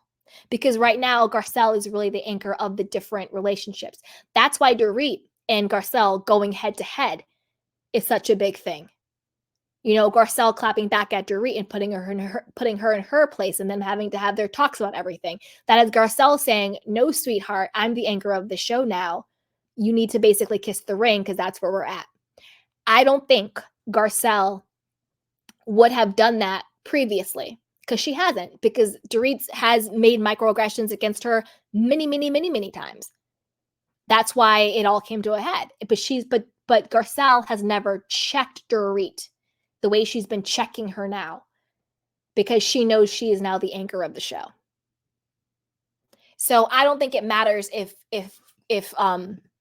Kyle is there or not. That's just how I feel about it. Okay. Number 6. Real Housewives of Beverly Hills audience is losing interest in new star shenanigans. Fans say Beverly Hills need to be canceled. And this is according to Reddit. And Reddit is the Bible. Okay? Apart from Kyle's epic split-up drama in The Real Housewives of Beverly Hills Season 13, there aren't many things fans care about in the show. People are least interested in the new star stories and have publicly shared that they want the show to end. In one Reddit thread via another feminist, fans discussed it was time for Beverly Hills to be canceled because it wasn't as interesting as before. A Redditor commented, "It's getting so old," adding that the cast members are now focusing on the most basic, surface level issues to create on-screen drama. Another Redditor wrote, "Vet your newbies better or bring back the oldies." I agree. It's like I was saying before. The problem with the franchise now is that in actual, quote, reality, there's a lot of juiciness going on. There's a lot, like I was saying, between Dorit and PK. You know, I think she's very bitter towards him. I think there's a lot of resentment there. You know, what's really going on with Kyle and Mauricio? It's not about Instagram DMs, or it's so much bigger than that. Garcelle, I need Garcelle to talk about what's going on in her actual life, not just her 15-year-old son's sex life. Nasty. I don't want to hear it. You know, like, I think all of these women, and even Sutton, I think she's sharing very sparkly things like, oh, I want to prove this to my husband. I don't think Sutton does anything to prove anything to her ex-husband. I think all of that is just a narrative she's spinning. I think all of these women have so much more interesting real life things that if they really wanted to get vulnerable, if they really wanted to share on the show, they could, but they're not. And what we're getting now is a very shiny object front of what's really going on behind the surface. And it's like we all feel there's so much more going on, but they're not giving it. And that's why we have the disconnect. And I think that all of these women, even Erika, I think all of these women truly would be very interesting. And I would be more invested in watching if they were giving more authenticity of what the real deal is. Like, I don't think we really know what's going on in Garcelle's life. I don't think we really know what's going on in Crystal's life. I don't think we really know what's going on in Dorit's life or even Sutton's. And I think that, yes, I do think that there are levels. I do think there should be boundaries. I do think no matter what your job is, you're allowed to have privacy. You're allowed to have boundaries. You're allowed to keep certain things sacred. 1000%. I don't care if you are the most famous person on this planet. You don't owe everybody everything. Of course not. But what I mean is there is a lack of authenticity that's going on the show. And I think that's the core problem that we're feeling. That's really what I mean.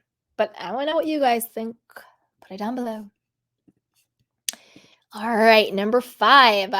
Bravo could cancel the show to reboot like Roni. The network would try a different approach to retain viewership.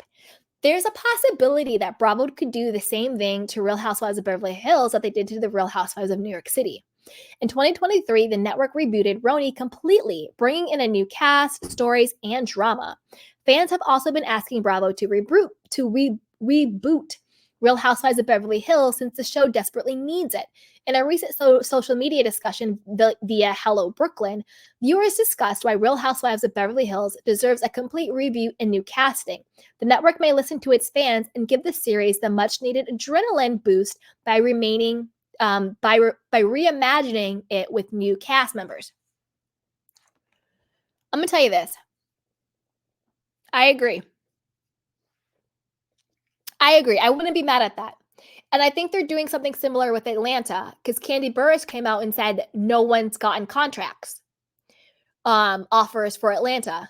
And you can see when certain accounts start doing polls like which number people do you want to come back and all that stuff. I personally think that the real reality reckoning isn't Bethany Frankel. Sorry, boo-boo. I think the real reality reckoning is that they're going to start systematically rebooting each franchise. I think it started with New York as a test. Then I think they're going to reboot Atlanta. And then I think they're going to reboot Beverly Hills. What other franchise do we have? I think Miami Peacock will keep the same. Because remember, Miami isn't Bravo, it's Peacock. What other franchises do we have? Potomac. I wouldn't be surprised if they put Potomac on pause in general after this season. But I think that's what they're going to do. And then what I think they're going to do is all of the Real Housewives Ultimate Girls trips will be more like legacy. That they're going to use the OGs, or not even the OGs, but just the previous housewives on the franchise just for Ultimate Girls trips. And then they're going to start to do reboots for each franchise city. And I think they're casting, I want to say in Memphis, Tennessee, for maybe a new city, I think. That's what I saw. That could be wrong. That's what I thought it was. But I think they're going to start doing new franchises in new cities, rebooting the cities we have, or forever pauses like a Dallas. And then any of the old housewives, they'll be recycled on Ultimate Girls trips or Crappy Lakes, spinoffs and things like that. That's what I think the real reality reckoning will be. Because I do think that overall, a lot of these women,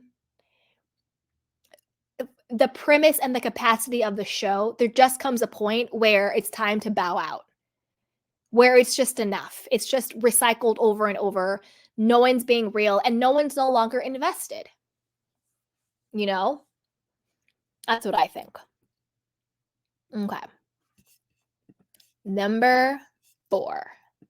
Lisa Rinna throws shade at the show. Again, I don't think this has anything to do with the longevity of the show, but since it's in the article, let's talk about it.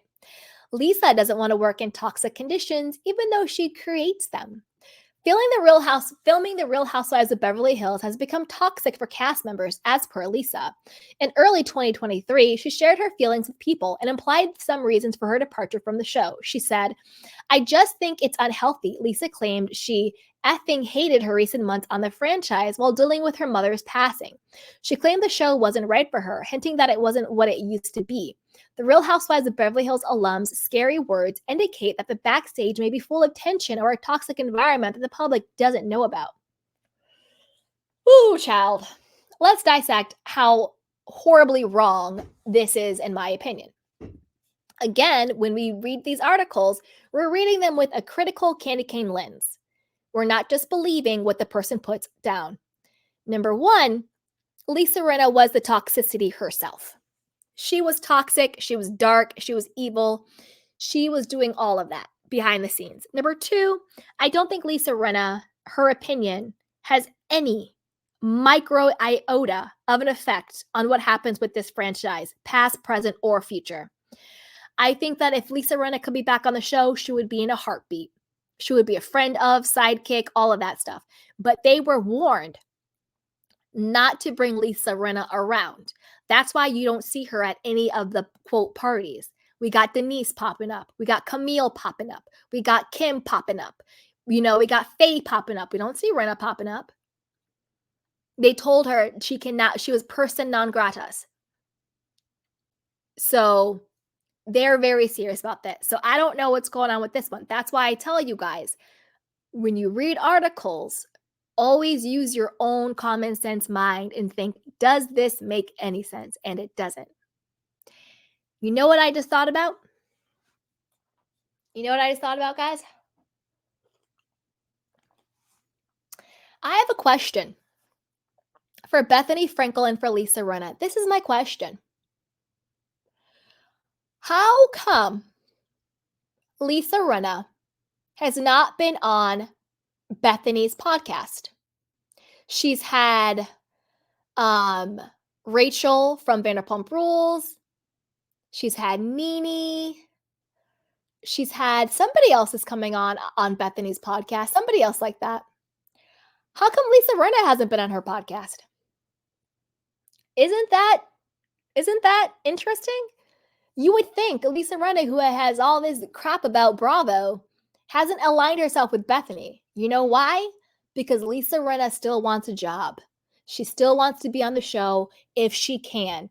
And she realized she effed up burning the bridge when she went after Hilton. There is no way in hell she's going to align herself with Bethany Frankel and really have the door shut. But there's somebody else going on Bethany's podcast, or just went on her podcast, that's sort of like this world. But you would think, right? I would actually listen to that. And then we would come on here and talk crap about it because it's fun. Anyway, here we go. Number 3. There's no news on Real Housewives of Beverly Hills Season 14 renewal. Bravo may consider other options before filming Season 14. Bravo is pretty quick while renewing or greenlighting its popular shows. Often fans can find the news about the announcements of new seasons early on. However, the network hasn't released any information on whether they have renewed Beverly Hills for more seasons and what's in the future for this series. The silent hints that Bravo may reconsider what to do with the spinoff after the recent season. The network may try to reboot the show, end it, or transform it into something else. The year 2024 will be a wild one for the Beverly Hills fans. Again, I think that they haven't renewed it because I think they're going to reboot it. I think they're going to find a new cast, or it's going to be move forward with Garcelle as the anchor, Kyle possibly gone, and like some new people. I kind of want a reboot, to be honest with you. Or I wouldn't mind some more girlfriends or ladies of, because remember they had the Real Girlfriends of Paris, and everybody was like, oh, it's like the Housewives. No, the Real Girlfriends of Paris was like Ladies of London. That's why it wasn't called the Real Housewives of Paris. It was called the Girlfriends of Paris. It's supposed to be like the Ladies of London, which obviously is also a knockoff of the Housewives. But yeah, I wouldn't mind some more shows like that. I thought that it was cute and it was fun. And I really liked it. I really like Girlfriends of Paris. It was cute. I liked it. All right. Number 2. Let's see. Number 2. The new ladies don't have chemistry. New cast members seem to hang out together solely for the sake of the show. Real Housewives of Beverly Hills no longer works because of the chemistry between new cast members. The change was first noticed in season 10 when many newcomers were getting to know each other. At the time, it was realized that the new cast was simply on the show for the sake of it. There was some suggestion that the ladies could never hang out with each other if it weren't for filming. Over the years, this lack of chemistry has only broadened, with even newer names joining the franchise. The show needs a cast with history and chemistry. This is what I think on that. Yes and no. I think, does the show need a cast? Because chemistry and history are not mutually exclusive. You can have chemistry without having history. That's why you have a one night stand. You meet a guy at a bar and you have a lot of chemistry, but you don't know who this person is. You can have a lot of chemistry and no history. And you could have a lot of history and no chemistry. Okay? Sutton and Kyle, they have a lot of history, but they don't have chemistry. They're not mutually exclusive. Does the cast itself need history and chemistry? Yes. But that doesn't mean it has to come in the same form because they're not mutually exclusive, right? For example, Garcelle and Sutton had no history. They met via the show, but they had great chemistry. And that's why now they're friends. And that's what we need. Yes, we need history, people who have like, real friendships and they actually know each other. But but beyond history, we need people who have chemistry, people who can come together, form friendships, form bonds, and have fun and have a great kiki. Because Sutton and Garcelle are one of my favorite friendships to watch on the show, and they had no history, but they had great chemistry, right? So I think the number one thing that the people need to cast for is chemistry. Will these people get along? Will they find common ground? Will they come together? And then the problem with history is, yes, they can have history, but don't fake it because we smell when they lie. And I'll give you an example. Anna Marie, don't lie and act like you have a history with Kyle Richards when you don't. I don't know why they want to get in our faces and play like Kyle and Anne Marie. They don't have chemistry and they're lying about their history. These two women are not friends. These two women are not friends. You had Anne Marie, and again, I don't know who's editing these shows because whoever is editing the shows, they need to do better because I don't know how they kept in. It was like 2 episodes ago. Dorit and Anne Marie were going over to Kyle's house. Okay. Anne Marie said, and then Dorit and Kyle are talking about Morgan. Anne Marie says, and this is on the show, who's Morgan? At this point in time, I don't care if you are a fan of the show, not a fan of the show, adjacent to the show.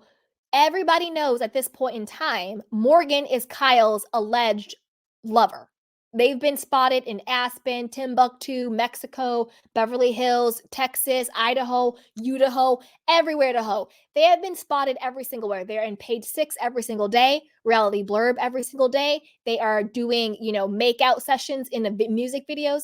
You are going to sit here and tell me that Kyle Richards and Anne Marie are friends and Anne Marie has no idea who the hell Morgan Wade is? And you want to sit and play in my face and tell me that Anne Marie and Kyle are friends? Bye. That's the problem.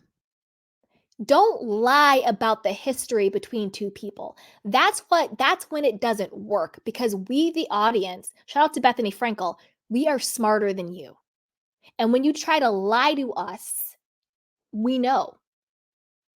And that's what makes us not want to watch. That's what makes the show not fun because you're lying to us. Just be like, oh my gosh, this is Anne Marie. She seems really cool. We don't know each other that well. We're getting to know each other, and I would love to introduce her to the group of friends. And I'm getting to know her. We're all getting to know her together. She seems really great. Boom, done. I would buy into that because I personally don't need history. It's nice, but I would prefer chemistry.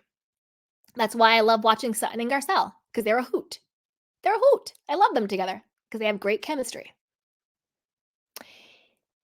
That's the problem. It's the lying of it all. Anne Marie literally said, "Who's Morgan?" Dorit could have fell off of her chair because you're going to sit here and play in my face and tell me these two people are friends. I know who Morgan Wade is, and I've never met any of these people a day in my life. I'm better friends with Kyle than Anne Marie is at this point, to be perfectly honest with you. I know more about this woman than Anne Marie knows. And then Anne Marie comes in so hot against Sutton in defense of her friend Kyle. Now we know that's fake. That's a mouthpiece. You know what I'm saying? It's crazy. That's what the problem is. It's not about people not having a history. It's about the lying about the history. And it's about cast members not having chemistry. Not a chemistry fit, Anne-Marie. She's not a chemistry fit. You know who else isn't? Quiet as this kept? Crystal. Not a chemistry fit. Not a chemistry fit. That's why she's so quiet on the show and barely there, and they're editing her out. Her herself, I think, is fine if she showed up more. But on a chemistry level, she doesn't fit that well in with the girls. You know who was a chemistry fit but was evil as hell? Lisa Rinna. She was a chemistry fit. When it came to it, she gathered the girls, she got them together, she had the faux Fox 5. She was a chemistry fit. The problem was she was really evil and dark. You know? That's what the problem is. They're not finding the right people who have the right chemistry. That is what makes a great show.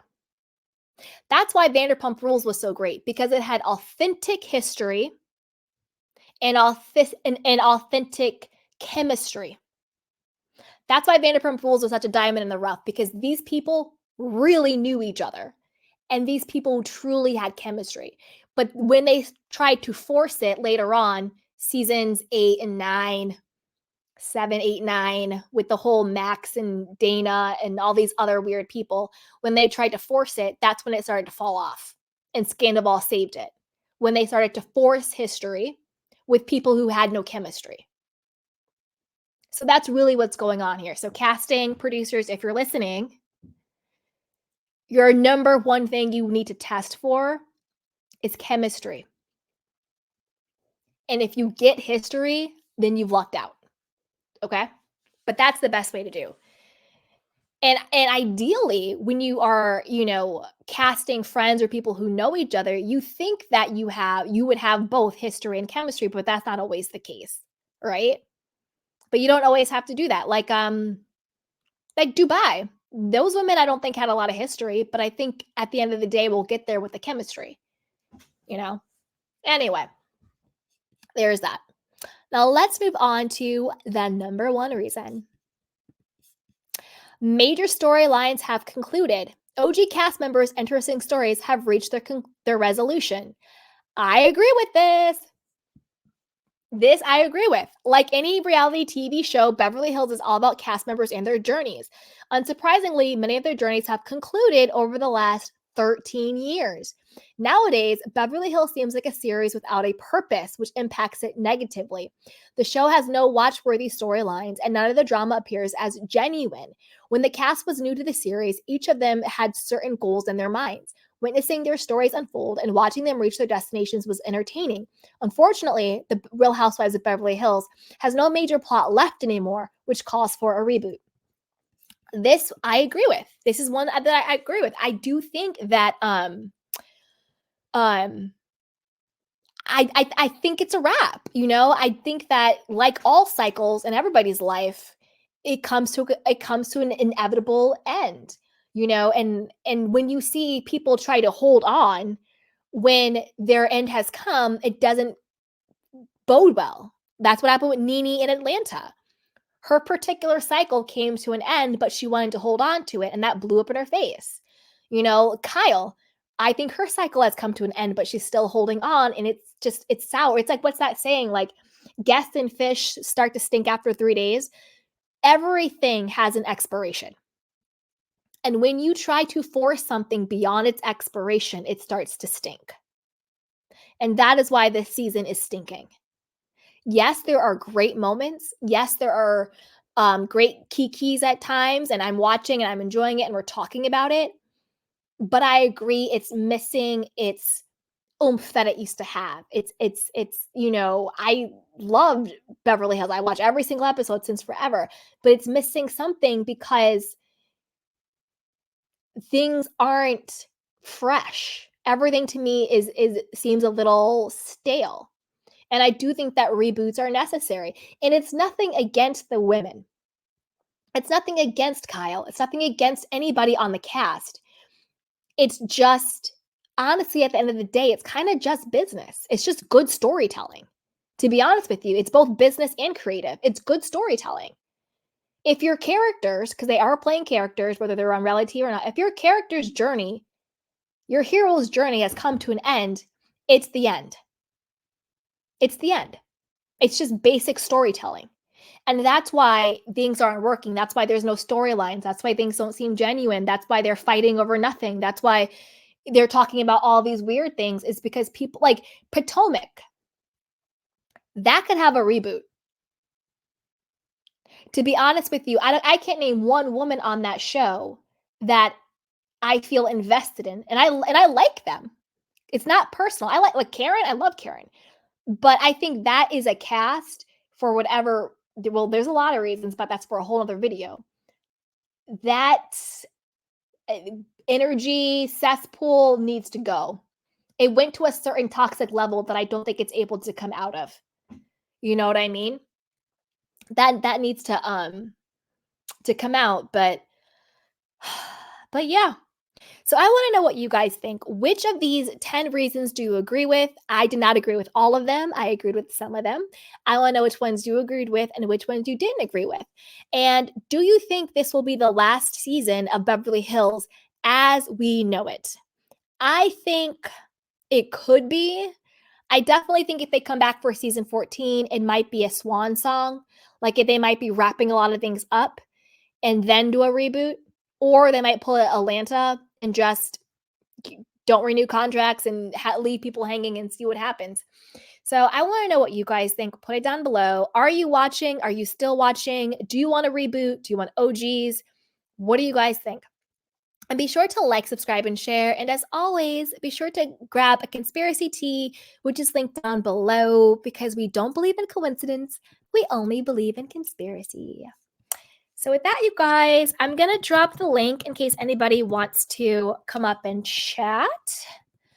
And I'll take some candy cane questions and comments. But I'm going to take a little sip first to give my voice a little bit of a break. I've been talking for 2.5 hours. So yeah, there we go. Okay, you guys. All right, let's see here. If I miss anybody's comment or question, I apologize. I'm just going to start at a random